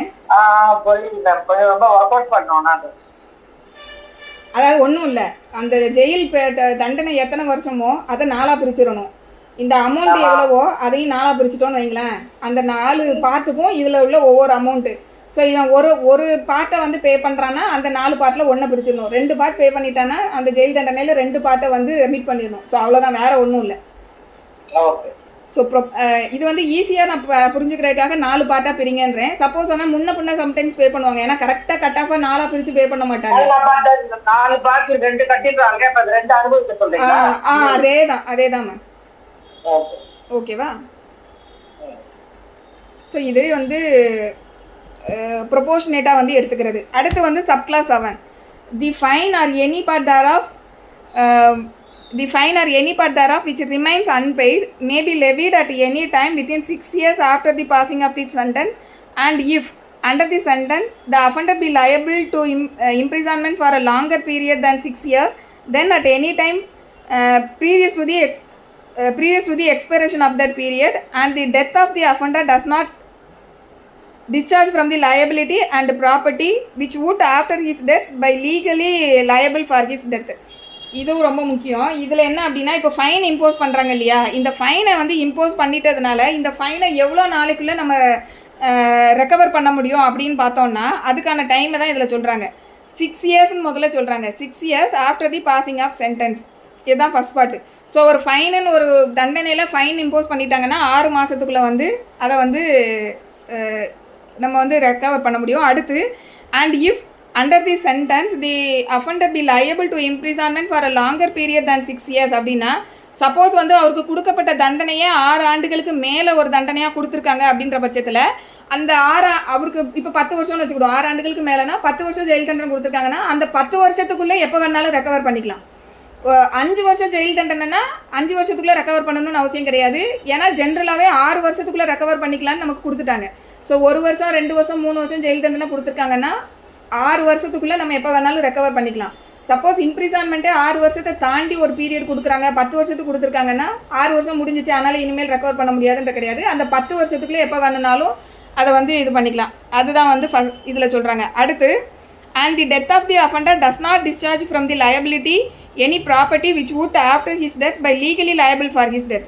சப்போஸ் வந்து இந்த அஃபண்டர் வந்து இறந்து போயிட்டாரு அப்படின்ற பட்சத்தில் அப்போ அவரோட அந்த ஃபைன் அமௌண்ட்டுன்றது ஆட்டோமேட்டிக்காக கேன்சல் ஆகிடுமா, டெர்மினேட் ஆகிடுமானா ஆகாது அப்படிங்கிறது தான் இந்த லாஸ்ட் பார்ட்டில் சொல்கிறாங்க. ஸோ அவர் இறந்துட்டாரு அப்படிங்கிறதுனாலும் அவரோட ஃபைனை வந்து அவர் பே பண்ணணுன்ற அந்த லயபிலிட்டி வந்து டிஸ்சார்ஜ் ஆகாது. ஸோ அந்த இதுக்கு வந்து எது லயபிள் ஆகும் அப்படின்னு சொல்லணும்னா அவரோட ப்ராப்பர்ட்டிஸ் இருக்கும் இல்லையா, அந்த ப்ராப்பர்ட்டிஸ் வந்து லயபிள் ஃபார் ஹிஸ் டெத் அப்படிங்கிறது இதில் சொல்கிறாங்க.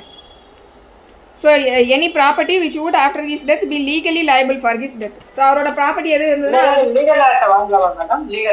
லீகல் ஆஸ் கிட்ட எப்போ வாங்குவாங்க அப்படின்னா, லீகல் ஆஸ் வந்து இவரோட அசட்ஸ் வந்து அவங்களுக்கு இன்ஹெரிட் ஆகுதுங்கும் போது ஆட்டோமேட்டிக்காக நம்ம லீகல் ஆஸ் கிட்ட வந்து அதை ரெக்கவர் பண்ணிடலாம்.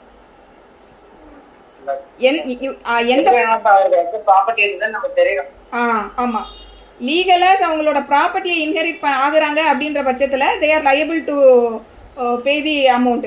அதுவும் எந்த எக்ஸ்டென்ட்டுக்கு அவங்க இப்போ 4 பசங்க இருக்காங்க, 4 பசங்களும் வந்து ப்ராப்பர்ட்டியை வந்து ஆளாளுக்கு பிரிச்சிருக்காங்கும் போது ப்ரொபோர்ஷனேட்டாக அவங்க லயபிள்.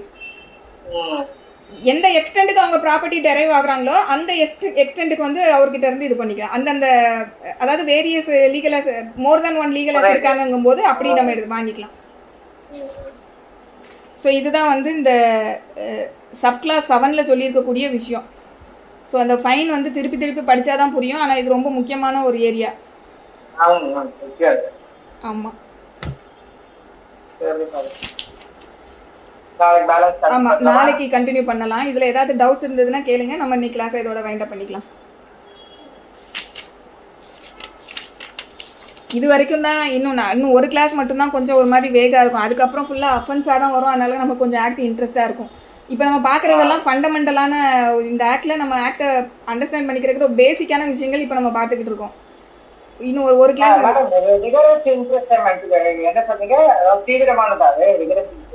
ஆமாம், ரிகரஸ் இம்ப்ரிசன்மெண்ட்னா ஜெயிலையே ரொம்ப கடுமையான வேலை அவங்களுக்கு கொடுப்பாங்க. உடல் உழைப்பு ரொம்ப ஹார்டான ஒர்க்கெல்லாம் அவங்களுக்கு கொடுப்பாங்க. லேபர் வந்து ரொம்ப கடினமான வேலையை அவங்களுக்கு கொடுப்பாங்க. இப்ப இந்த கம்யூனிட்டி சர்வீஸ்ன்றது இந்த டிராபிக் கூட போய் அசிஸ்ட் பண்றது, அந்த முதியோர் அனாதை இடத்துல போய் பண்றது, முதியோர் இடத்துல போய் பார்த்தா. ஆமா மேடம், பண்ணலாம். அந்த மாதிரி அவங்க போடுறதுதான். இது என்னன்னா நமக்கு வந்து இப்போ ஐபிசில நிறைய கேசஸ்ல வந்து முன்னாடி என்ன பண்ணிக்கிட்டு இருந்தாங்கன்னா இந்த கம்யூனிட்டி சர்வீஸ்ன்ற ஒரு கான்செப்டே அங்கே இல்லை. பட் சில கேசஸ்ல வந்து ஜட்ஜஸ் என்ன பண்ணுனாங்க அப்படின்னா அவங்களே வந்து சூமோட்டாவை நீ போயிட்டு இந்த மாதிரி சர்வீஸ் பண்ண, இந்த கருவேல மரத்தை போய் வெட்டுங்க, இந்த மாதிரிலாம் நிறைய ஜட்ஜ்மெண்ட்ஸ் வர ஆரம்பிச்சுது. ஸோ அப்போ வந்து சுப்ரீம் கோர்ட் வந்து அதை வந்து பான் பண்ணினாங்க. ஆக்ட்ல இல்லாத ஒரு விஷயத்த நீங்க எப்படி முதல்ல பனிஷ்மெண்ட்னு கொடுப்பீங்க? ஸோ உங்களோட பவர் அப்படிங்கிறது 4 கார்னர் ஆஃப் லா தான். இந்த சட்டத்தோட 4 கார்னருக்குள்ள உங்களுக்கு என்ன பவர் இருக்கோ அதை தான் எக்ஸசைஸ் பண்ணணும். பியாண்ட் தட் போயிட்டு நீங்களா உங்க இஷ்டத்துக்கு கம்யூனிட்டி சர்வீஸ் எல்லாம் ஒன்றும் பண்ண முடியாதுன்னு நிறைய சுப்ரீம் கோர்ட்ல வந்து அதை திருப்பி கண்டினியூஸாக வான் பண்ணிட்டு இருந்தாங்க. ஸோ இப்போ நமக்கு புது ஆக்ட்ல அதையே வந்து ஒரு பனிஷ்மெண்ட்டாகவே இன்கார்பரேட் பண்ணிட்டாங்க. ஸோ இப்போ வந்து டிஸ்கிரிஷன் வந்து ஜட்ஜஸ்க்கு வந்துருச்சு. பட் அப்போ கூட வந்து ரொம்ப சீரியஸான கிரைம்ஸ்க்குலாம் வந்து இந்த பனிஷ்மெண்ட்டை வந்து அவங்க கொடுக்க முடியாது. ஏன்னா பின்னாடி நம்ம அஃபென்ஸ் படிக்கும்போது எந்தெந்த அஃபென்ஸுக்கு கம்யூனிட்டி சர்வீஸ் வந்து பனிஷ்மெண்ட்டாக கொடுக்கலாம்னு சொல்லியிருக்காங்களோ அதில் மட்டும்தான் அவங்க கொடுக்க முடியும். அதை தாண்டி எல்லா கேசஸ்க்குலாம் அவங்க கொடுக்க முடியாது. அதான் மோஸ்ட்லி மேடம் பெட்டி கேசஸ்க்கு தான்